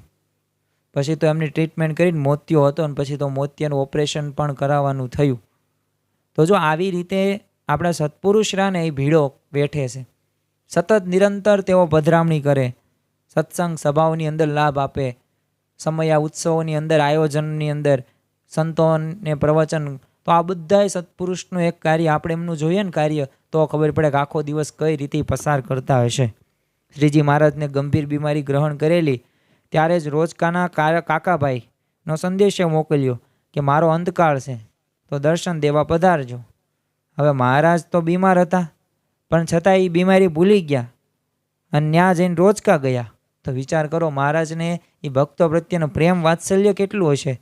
શ્રીજી મહારાજ આ રીતે છે ને આજીવન ભીડો અમને બેઠો છે.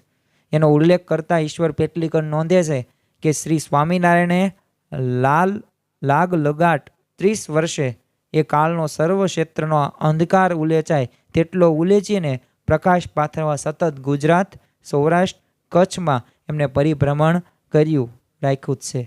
એમને આરામ કર્યો જ નથી. એક પછી એક. કોઈ ખેલાડી હોય ને ક્રિકેટમાં કરોડોપતિ ભલે હોય, પણ એ પણ તમે જોજો એટલા બધા પૈસા હોય, એટલી બધી સ્કિલ હોય સારી રમવાની, છતાં એ એક મેચ પછી 2-3 દિવસનો આરામ હોય. અમુક વાર તો મહિનાનો રેસ્ટ લઈ લે, વર્ષની અંદર 1-2 વખત. તો એ પણ આરામ કરે, પણ મહારાજ અને આ ગુણાતીત સત્પુરુષ કોઈ દિવસ આરામ નહીં. ભક્તો માટે જ એમને જીવન આખું સમર્પિત કરી દીધું હોય ને એવું આપણને આવા પ્રસંગો ઉપરથી ખ્યાલ આવે. આપણી ગુણાતીત ગુરુ પરંપરાની અંદર પણ આ ભીડો વેઠવાનું આપણને જોવા મળે છે. કારણ કે એમને વેઠેલો જે ભીડો રહ્યો ને એ કોઈ શારીરિક નથી. એ સમયનો ભીડો હોય, પછી શબ્દનો ભીડો હોય, કે પછી શરીરનો ભીડો હોય, કે પછી વિપરીત પરિસ્થિતિ એટલે સંજોગોનો પણ ભીડો એમને સહન કરેલો છે. એ ગુણાતીતાનંદ સ્વામી હોય, ભગતજી મહારાજ હોય, શાસ્ત્રીજી મહારાજ હોય, યોગીજી મહારાજ હોય, પ્રમુખ સ્વામી મહારાજ હોય, કે વર્તમાન કાળે મહંત સ્વામી મહારાજ હોય, એમને દરેક સત્પુરુષના જીવનની અંદર આ એક ગુણ આપણને જોવા મળે છે. હકીકતમાં આને ગુણ તો ન કહેવાય, પરંતુ જેમ યોગીજી મહારાજ કહે કે આ એક ભક્તિ જ છે, ભીડો પેઠવી, એવી ભક્તિ એમને કરેલી છે. એ જ રીતે જો આ ગુણાતીત એ શબ્દ હોય કે કોઈ સહન કર્યું જ છે એમને, અને આજીવન એમને સહન કર્યું છે. સમયનો ભીડો કેવો આ ગુણાતીત સત્પુરુષના જીવનની અંદર જોવા મળે છે.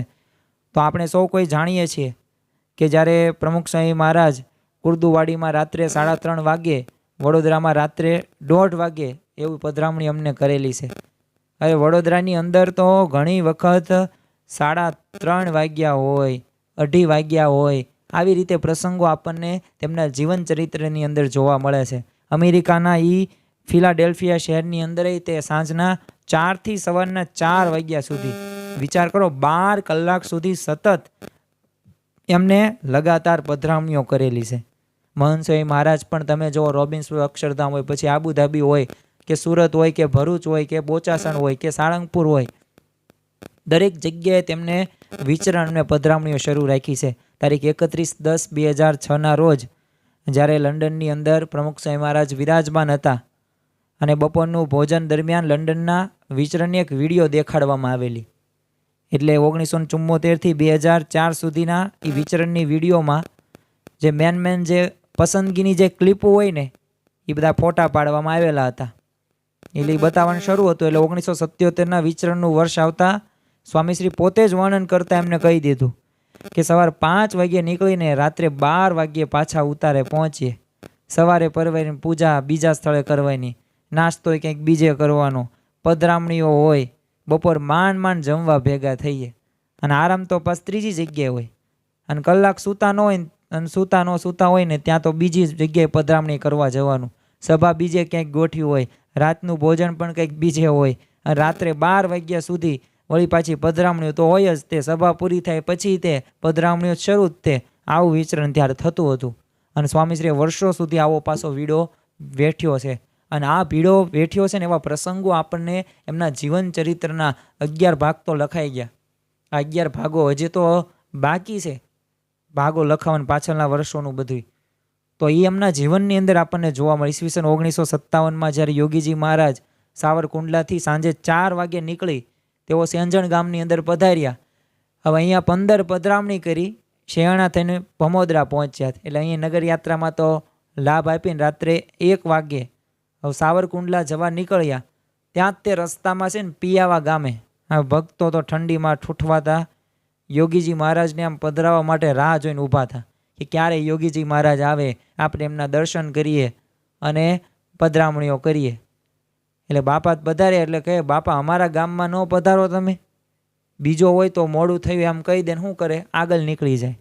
પણ યોગીજી મહારાજે શું કીધું, કેમ ન આવીએ, આટલો બધો તમે દાખલો કરો છો અને ટાઢમાં તમે ઊભા છો, તો ભાઈ ભગવાનને પણ આવવું પડે, અમે શું ભગવાન પણ આવે.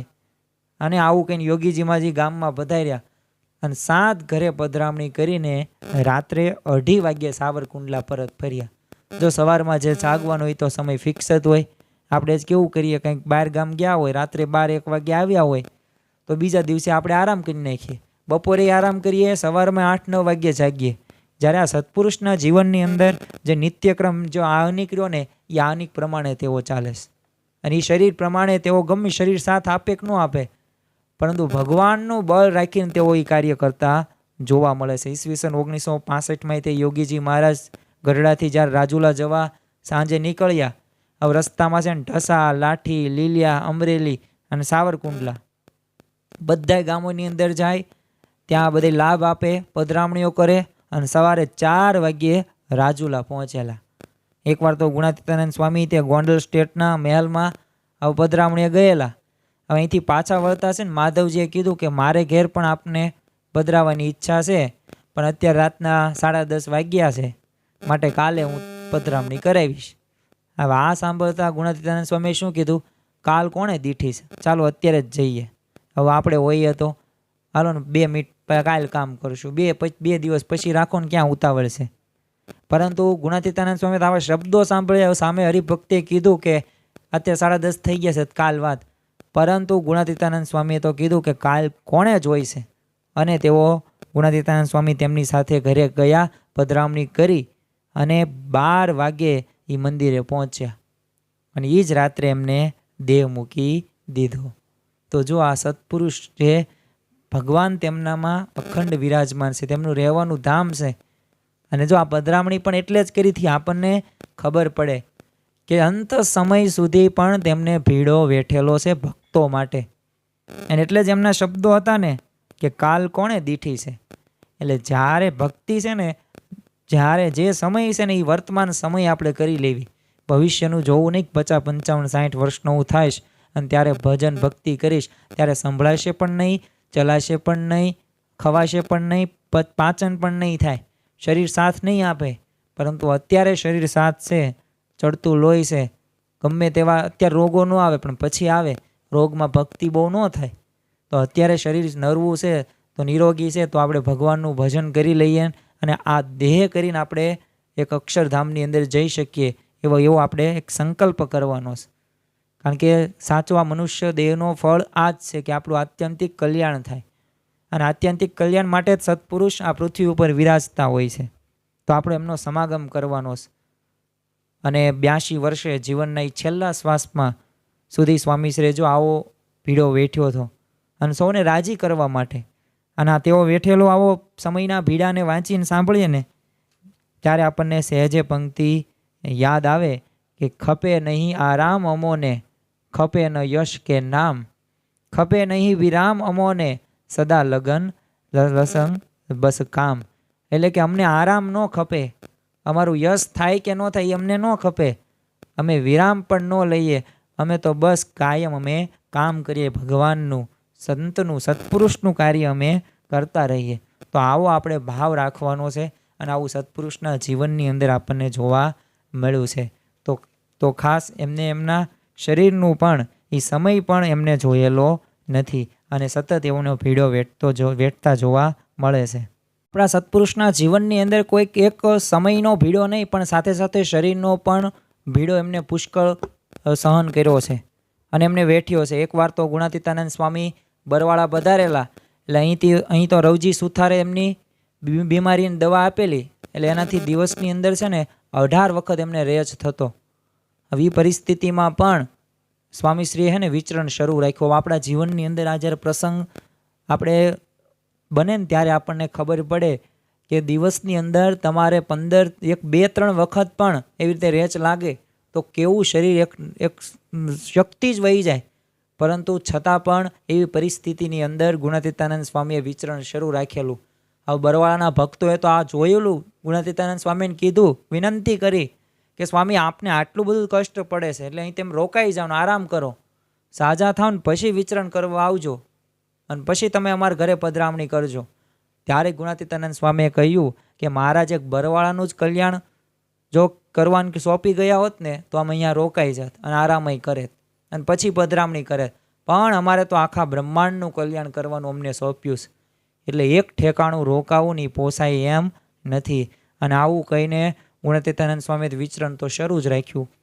મોળી વાત નહીં, ન થાય, અત્યાર ન કરાય, પશ કરાય, આવા શબ્દો આપણા. પણ સત્પુરુષના જીવનની અંદર છે ને આવા શબ્દો આપણને જોવા મળતા નહીં. શાસ્ત્રીજી મહારાજ BAPS સંસ્થાની સ્થાપના જેમણે કરી, કોઈ પણ પ્રકારની વ્યવસ્થા તેમની પાસે નહોતી. નહોતા નાણાં દાણા કે પાણા, કોઈ વ્યવસ્થા એમની પાસે નહીં. ગણા ગાંઠિયા બસ આંગળીના વેઢે ગણાય તેટલા સંતો હતા.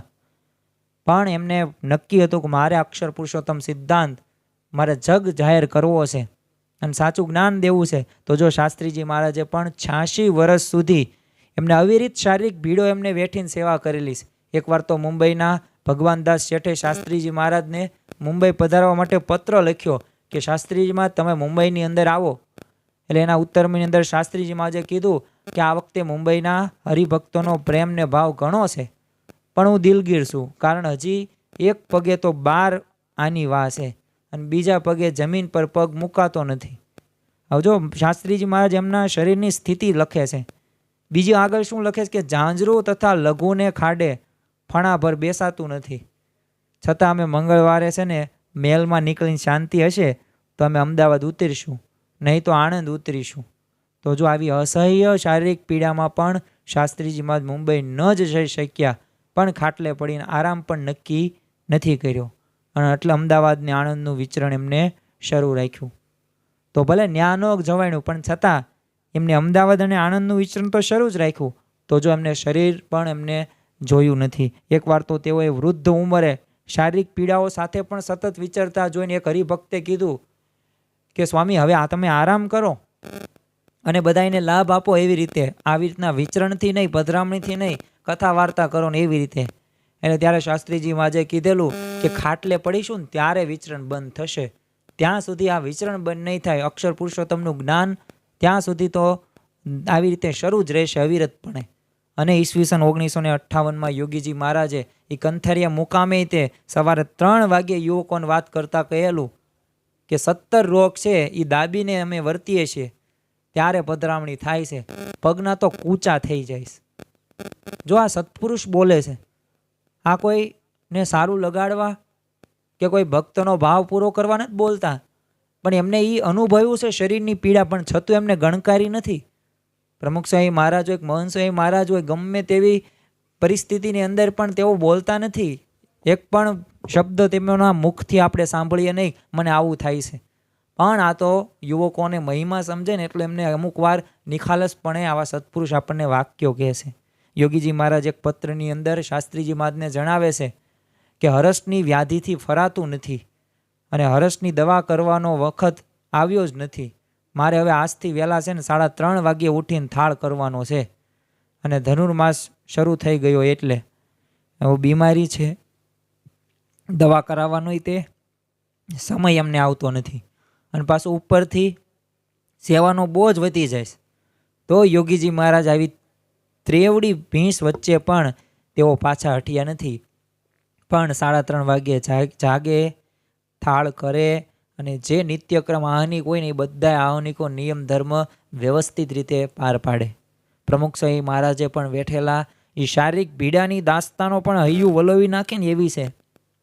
અને જો આ પ્રમુખ સ્વામી મહારાજ, મહંત સ્વામી મહારાજ એ જે ભીડો બેઠે છે ને પ્રમુખ સ્વામી મહારાજના જીવનની અંદર જ તેમ જુઓ, તમને એક લખવાનું કહે છે ને એક ફકરો તોય આપણને ગમતું નથી.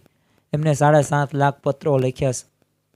તમે વિચાર કરો કે એમને 2.5 લાખ વ્યક્તિગત મુલાકાતો, લાખો પધરામણીઓ કરેલી છે અને 1000 કરતાં વધુ સંત સમાજ આપણને આપ્યો. મંદિરો તમે જુઓ, 150 કરતાં વધુ તો સામાજિક પ્રવૃત્તિઓ પ્રમુખ સ્વામી મહારાજ હેન્ડલ કરતા હતા. છતાં એમને કોઈ દિવસ એ નિરાશા કે હતાશા કે એ ટેન્શનમાં એ નથી આવ્યા. અને જ્યારે આપણે કોઈ એક કાર્ય આપણને સોંપ્યું હોય તો એક કાર્ય કરવામાં પણ આપણે છે ને પાછા પડી જઈએ છીએ, આપણે કરી નથી શકતા. અને એમને વાસદની અંદર તો પ્રમુખ સ્વામી મહારાજને 102 ડિગ્રી તાવ, નિર્જળ ઉપવાસ કર્યો, 120 પધરામણીઓ અને એ આંખે મોતિયો પાકી ગયો અને જામર થઈ જાય એવી ક્ષણની અંદર પણ પ્રમુખ સ્વામી મહારાજને પધરામણીઓ શરૂ જ રાખી છે. એના ઘણા બધા સદગુરુઓ સાક્ષી પણ છે અને આપણે જીવન ચરિત્રની અંદર આપણે સાંભળીએ છીએ. તારીખ 11/6/2004 એટલાન્ટાની અંદર સભા બાદ ઉતારે છે ને પધારી ભોજન માટે આસને બેસતા પોતાની અતિ વ્યસ્ત જે દિનચર્યા હતી ને એના માટે સ્વામીશ્રીએ કીધું કે 7 સમેલ્યો બળદ છે, ત્યાંથી અહીંયા ને અહીંથી ત્યાં એમ ચાલ્યા કરે છે મારા ભાઈ. વિચાર કરો કે સત્પુરુષ આવી રીતના બોલે, આનંદમાં ભલે ગમે એ રીતે બોલે પણ કેવી રીતે બોલે છે. ગમે તે પરિસ્થિતિ હોય એને આમથી આમ, કોઈ એક સ્થાયી નહીં, કોઈ એક જગ્યા સ્થાયી નહીં. 84 વર્ષની ઉંમરે પણ એમને એ ભીડો એવી બેઠો છે. અરે 93 વર્ષ સુધી તેઓએ વિચરણને આ બધું શરૂ રાખ્યું. આ તો 2013થી લઈને 2016 સુધી તેઓ સારંગપુરની અંદર તેઓ સ્થિર થયા. બાકી તો 93 વર્ષ સુધીના જીવનકાળ દરમિયાન તેઓએ કોઈ દિવસ આરામ કર્યો નથી, કારણ કે એમનો આરામ એ હરામ છે એવું પ્રમુખ સ્વામી ઘણી વખત કહેતા.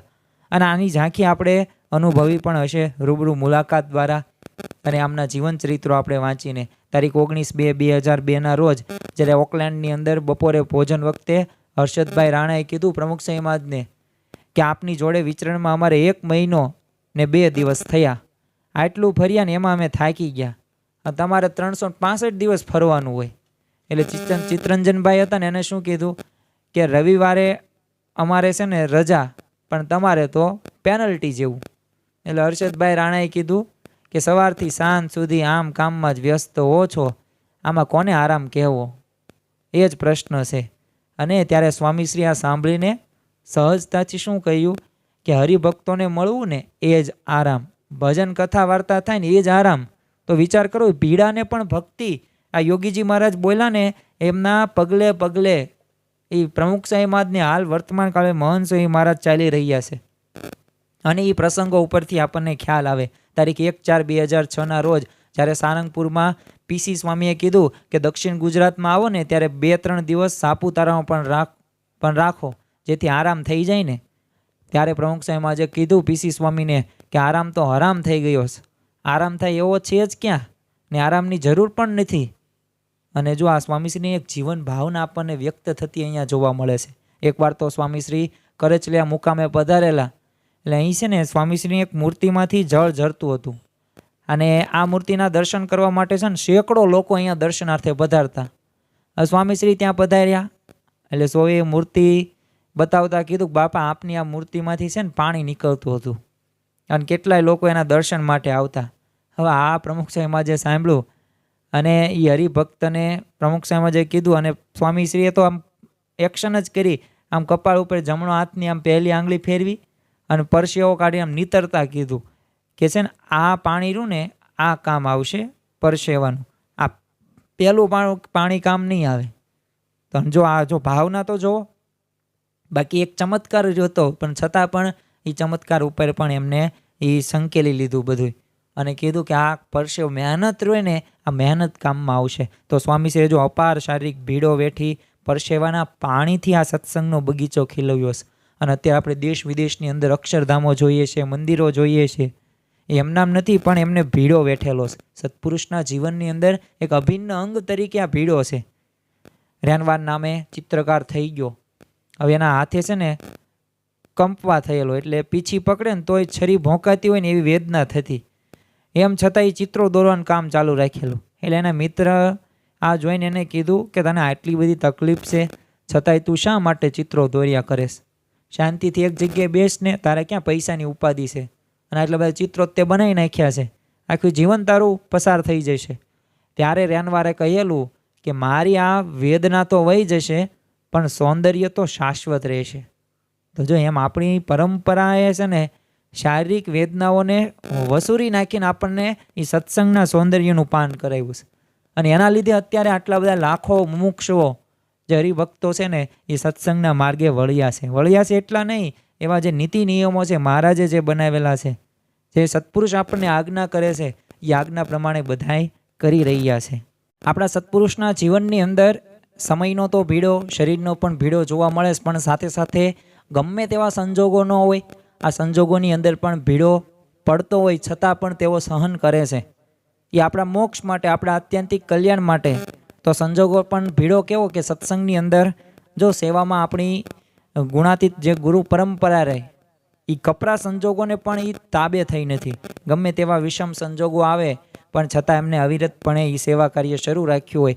જે અમેરિકાની અંદર આવેલ અત્યારે રોબિન્સવિલ અક્ષરધામ, આમ તો એના વખાણ ને એનું જે આપણને એ મંદિરના દર્શન કરીએ તો આપણને આશ્ચર્યકારી વાતો બધી લાગે, પરંતુ એની અંદર એ સત્પુરુષ સંજોગો કેવા કે એ જે કારીગરો હતા એ બધા કારીગરો ખાલી 10 થી 12 વધ્યા. પણ છતાં આવા સંજોગોની અંદર પણ મહંત સ્વામીમાં જે નક્કી કર્યું કે 2023માં તમારે કરી જ નાખવાનું છે, તો બધા બીજા જે હરિભક્તો હતા એ જોડાયના. જેને કોઈ દિવસ હથોડી કે કોઈ પકડ્યું નથી, નોકરી કરનાર ડૉક્ટરો, પણ છતાં પણ એ 12,500 સ્વયંસેવકોએ એ રોબિન્સવિલ અક્ષરધામ બનાવી નાખ્યું. તો છતાં એ ગમે તેવી પરિસ્થિતિ હોય એ પરિસ્થિતિની અંદર તેમને કાર્ય શરૂ રાખ્યું.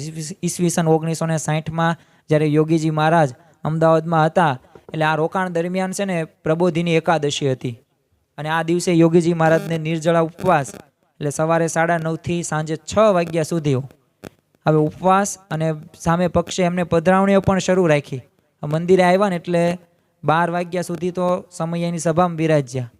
હવે 70 વર્ષની વયે નિર્જળા ઉપવાસમાં પધરામણી, તે સભાની અંદર પણ બેસવાનું, લાભ લેવાનો, આશીર્વચન આપવાનો, કથા વાર્તા કરવાની, તો કેવો ભીડો એમને વેઠ્યો ગણાય. શાસ્ત્રીજી મહારાજ, નિર્ગુણ સ્વામી, યોગીજી મહારાજ જ્યારે શરૂઆતના વર્ષોની અંદર મુંબઈ પધારતા ને ત્યારે છીપી ચાલમાં ઉતારો રહેતો એટલે અહીં એટલી બધી સાંકડી ઓવડીને કે પગ પણ લાંબા કરીને સૂઈ ન શકાય. આ રાતે છત પરથી આમ ઉંદર પડે.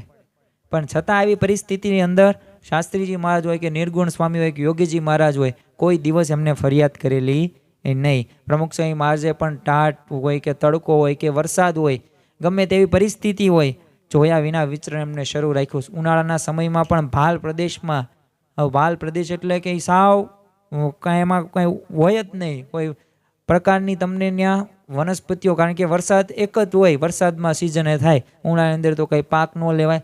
પણ છતાં પણ એ ભાલ પ્રદેશમાં એ ધૂળતી ઉડતી ડમરીઓમાં હોય કે વરસાદમાં ગામડાઓમાં કાદવ કે કીચડ થઈ ગયા હોય, છતાં પણ સ્વામીશ્રીએ કદી વિચરણને એમને વિરામ નથી આપ્યો કે હાલો વરસાદ આવ્યો છે ને તો 2 દિવસનો આરામ, ઉનાળો છે ને તો આપણે શિયાળામાં ગોઠવીએ, શિયાળામાં અનુકૂળ આવશે.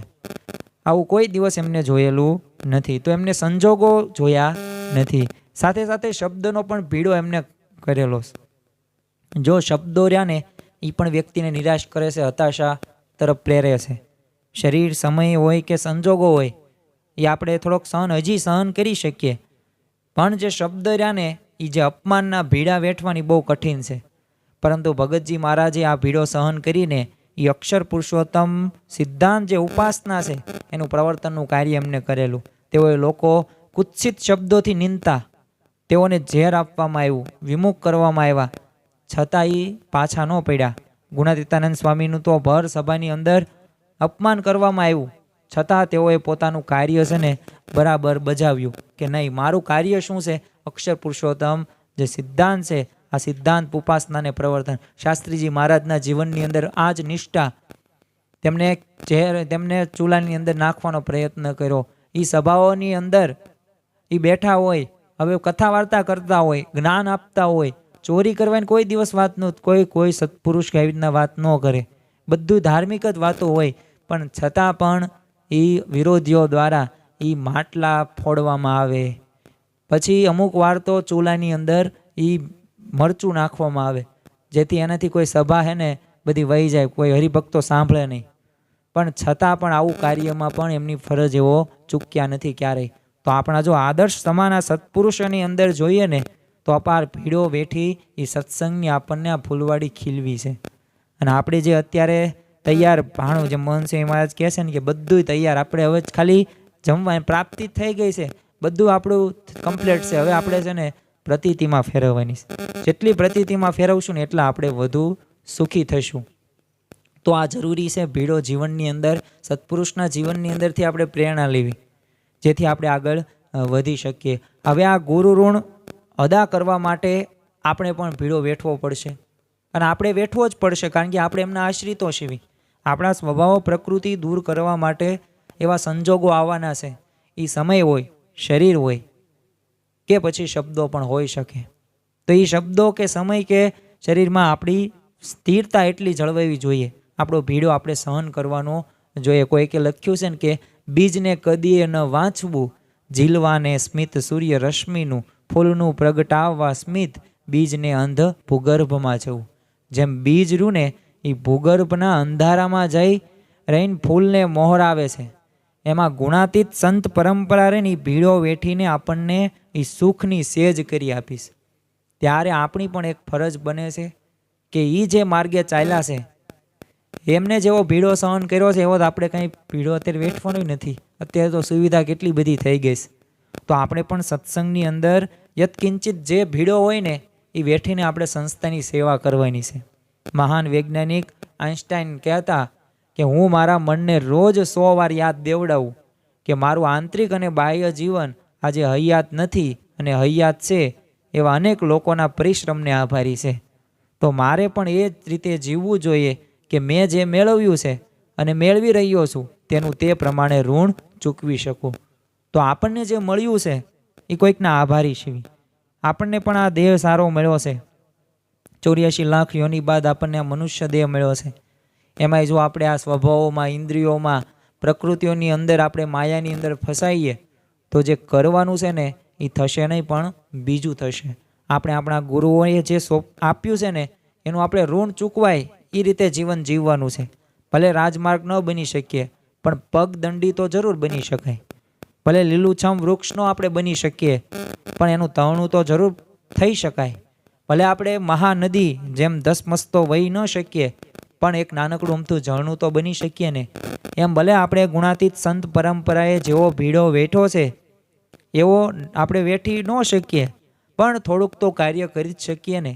એવા તો આપણે સક્ષમ છીએ, અને એવા તો આપણે જીવનની અંદર એવું જ્ઞાન તો છે, એવી સમજણ તો છે કે આપણી ગુરુ પરંપરાએ અદા કરેલી ભીડા ભક્તિ જોઈને છે ને આપણને વિચાર કરવો ઘટે કે આપણે સત્સંગની અંદર ભીડો પડે તોય ઉત્સાહ ભંગ ન થાય. કારણ કે જે સત્સંગની કસણી ખમે છે ને એના ઉપર જ ભગવાન રાજી થાય છે. અને આ ભીડો નિશ્ચય માટે જરૂરી છે, તો જ નિશ્ચય પાકો થશે. કોઈ શિક્ષક હોય, કોઈ વિદ્યાર્થીને કાંઈ કહેશે જ નહીં તો વિદ્યાર્થી જીવનમાં આગળ નહીં વધે, શિક્ષણમાંય નહીં વધે, જીવનમાંય નહીં વધે. કોઈ ડૉક્ટરનું ભણતો એના પ્રોફેસર હોય, એ પ્રોફેસર એને કસણી આપશે જ, તે લેશન આપશે, લખવાનું પણ આપશે, રાત દિવસ મહેનત કરાવશે ડૉક્ટર પાસે. કેમ? કારણ કે તું ડૉક્ટર છું તો માનવાનું છે એને, તો એવું એને કાર્ય કરી શકશે. અત્યારે તમે જો ભારતની અંદર આમ તો અઘરામાં અઘરી એક્ઝામ હોય તો UPSC, union public service commission, તો આઈએસ ને આઈપીએસ ને આઈએફએસની ભેટ આપે છે આપણને. તો આ યુપીએસસીની જે પરીક્ષાની જે પ્રિપરેશન કરે છે ને એ બધા યુવાનો, જે ઉંમર એમની હોય છે 18 થી 25-30 વર્ષની એજ વચ્ચેના, પણ તેઓ કેટલી રાત દિવસ, તો દિવસની એ 24 કલાકમાંથી 15-15, 18 કલાક સુધી મહેનત કરે છે. નકરું વાંચે, લખે, વિચારે, ચિંતન કરે, વિઝ્યુલાઇઝેશન કરે, અને તેઓ પરીક્ષામાં ઉત્તીર્ણ થાય છે. તો જો કસણીમાંથી તેઓ પસાર થાય છે ને ત્યારે એમની વેલ્યુ છે. ત્યારે આઈએસ એ જે આખા જિલ્લાનો એને રાજા બનાવવામાં આવે છે, એટલે કે કલેક્ટર બનાવવામાં આવે છે. ત્યારે એને આઈપીએસ બનાવવામાં આવે છે, જે તે જિલ્લાનો મુખ્ય વડો. ત્યારે એને ફોરેસ્ટની અંદર મેન સાહેબ તરીકે નિમણૂક કરવામાં આવે છે. એમ નામ તમને મેન કે રાજા કોઈ બનાવી દેતા નથી. એના માટે પણ કસણી જરૂરી છે. અરે પાસ થઈ જાય ને પછી પણ લાંબા સમયની અંદર આઈએસની ટ્રેનિંગ લેવા માટે જવું જોઈએ, અને જવું પડે. ત્યાં છે બધું આવડે જ છે, મહેનત કરીને જ વધ્યા, તોય 5 વર્ષ ત્યાં હા તો જવું પડે. કેમ? કારણ કે એક ટ્રેનિંગનો ભાગ છે, એક કસણીનો ભાગ છે કે ગમે તેવી પરિસ્થિતિ આવે ને આ પરિસ્થિતિમાંથી તમે પસાર થઈ શકો એ માટેનું તમારું ઘડતર ત્યાં થાય છે. શ્રીજી મહારાજે પણ વચનામૃત ગરડા પ્રથમના 61માં કહે છે કે જેમ જેમ ભગવાન આપણને કસણીમાં રાખે ને એમ એમ વધુ રાજી થવું જોઈએ. કારણ કે ભગવાન જેમ જેમ મને વધુ દુઃખ દેશે ને તેમ તેમ વધુ મારે વશ થશે, અને પળ માત્ર મારાથી છેટે રહેશે નહીં. કારણ કે જો દુઃખમાં જ આપણે ભગવાનને યાદ કરીએ, સુખમાં ક્યાં આપણને ભગવાન યાદ આવે છે? એટલે ભગવાન દુઃખ એટલે જ આપે છે કે આપણે ભગવાનને યાદ કરીએ. એટલે જો એવું સમજીને જેમ ભગવાન અતિ કસણી દેતા જાય ને એમ એમ અતિ રાજી થવું, પણ કોઈ રીતે દુઃખ દેખીને અથવા દેહમાં સુખ સારું પાછો પગ ભરવો નહીં. અને જો ભગવાન કરતા હરતા છે, ભગવાનની મરજી વિના તણું પણ કોઈથી હલતું નથી. એવા પૂર્ણ પુરુષોત્તમ સાક્ષાત આપણને ભગવાન જેવા સંત મળ્યા છે અત્યારે, અને તેઓ જે મારા માટે કરશે ને સારું જ હશે. આવો વિચાર આપણે 24 કલાક રાખવાનો છે. ત્રણેય અવસ્થાની અંદર આપણે આ જ રાખવાનું છે કે જે કરે છે એ ભગવાન કરે છે, અને ભગવાન મારા માટે સારું જ કરશે. યોગીજી મહારાજ પણ કહેતા કે સત્સંગમાં પહેલો નંબર લાવવો હોય ને તો તમારે ભીડો વેઠવો પડે. સત્સંગમાં ભીડો વેઠવો, જેમ ભીડો વેઠશો ને એમ મોટા થશો, અને ભીડો વેઠે ને એ મોટા.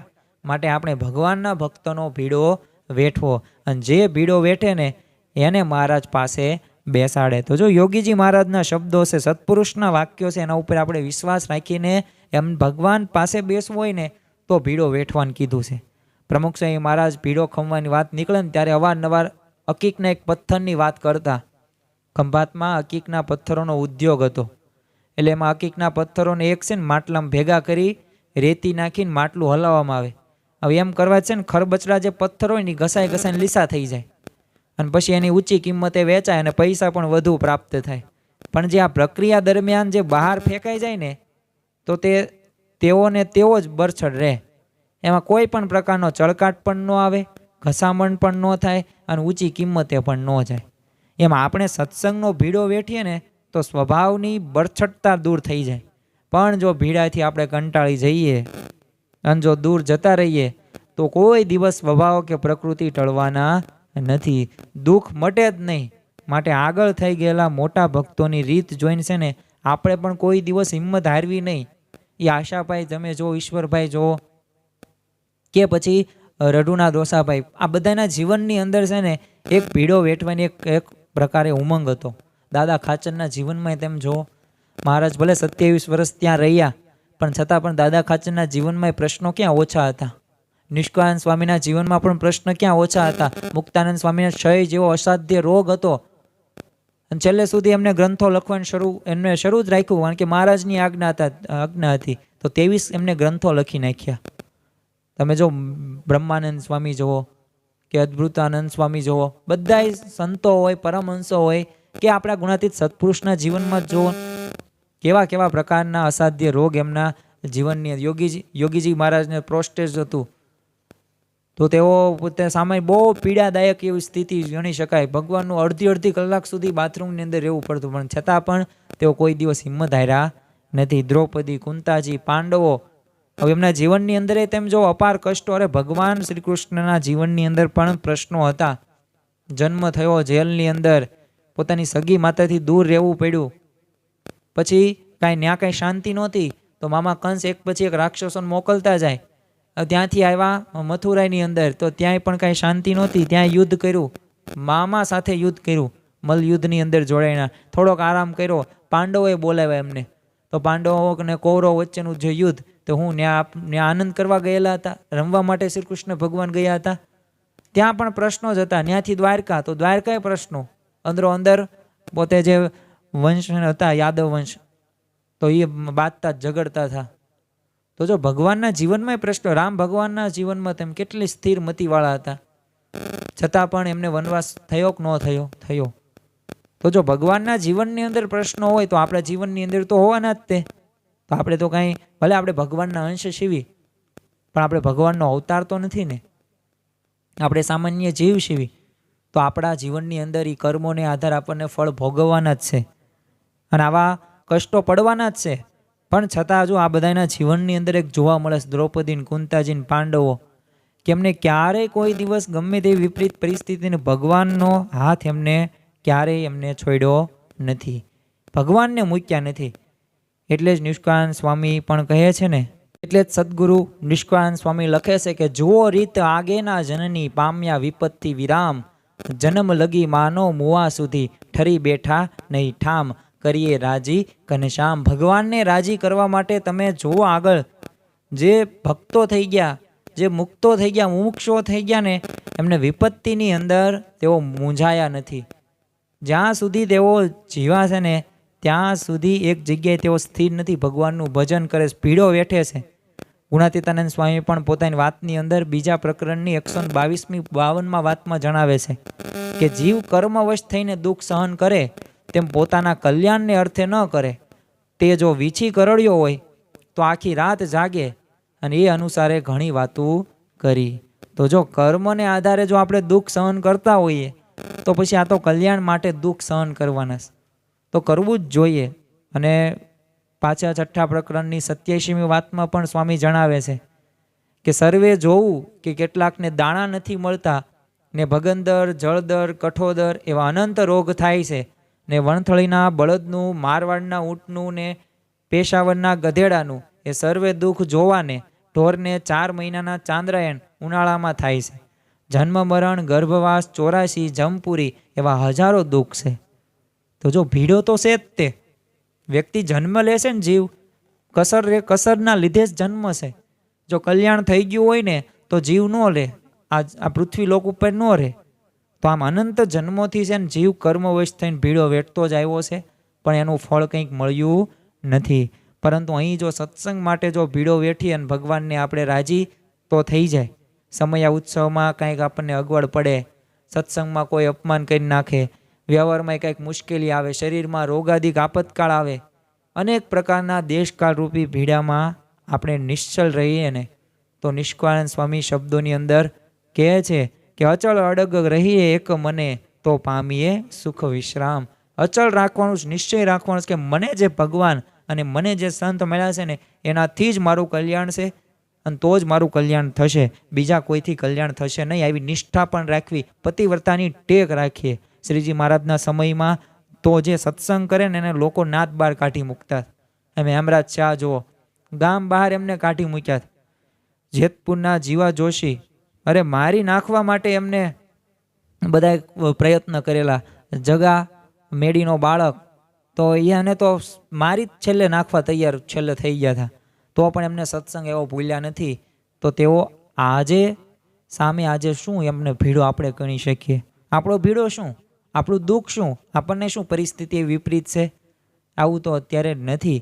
તો આજે સત્સંગની અંદર આવા કોઈ પણ પ્રકારના દુઃખ આપણને લાગતા નથી અને હોતા પણ નથી. પણ આપણા દ્વારા આપણે છે ને આધુનિક રીતે નવા નવા દુઃખો ઉત્પન્ન કરવી છે. જેતપુરના કડવીબાઈએ સત્સંગ કરતા તો એમને ધણીબાઈની છાતી પર હવે ખાટલાનો પાયો મૂકીને સૂઈ જતો. હવે આજે આવું કાંઈ કષ્ટ ખરું? તમે ભક્તિ કરો તો આવું તમારા પતિ કે પત્ની કે બીજા માતા પિતા કોઈ કરે તમારી સાથે? ન કરે. માટે જે કવિએ કહ્યું છે ને કે ભાઈ રે આપણા દુઃખનું કેટલું જોર, ભાઈ રે આપણા દુઃખનું કેટલું જોર, નાની એવી વાતનો નાહક મચાવીએ શોર, નાની એવી વાતનો નાહક મચાવીએ શોર. ભાઈ રે આપણા દુઃખનું કેટલું જોર. આપણા દુઃખનું શું જોર છે? હવે નાની નાની વાતની અંદર આપણે મોટું કરીએ અને એનો શોર મચાવીએ તો એનું કાંઈ અર્થ કારણ કાંઈ નથી. તો આજે આપણને ગુણાતીતાનંદ સ્વામીના શબ્દોમાં કહીએ ને તો સુખ પાલમાં બેસીને છે ને પ્રભુ ભજી લ્યો એમ કરી મૂક્યું છે. અને સ્વામીશ્રીના શબ્દોમાં કહીએ તો લાપસીમાં લીટા કરવાના છે.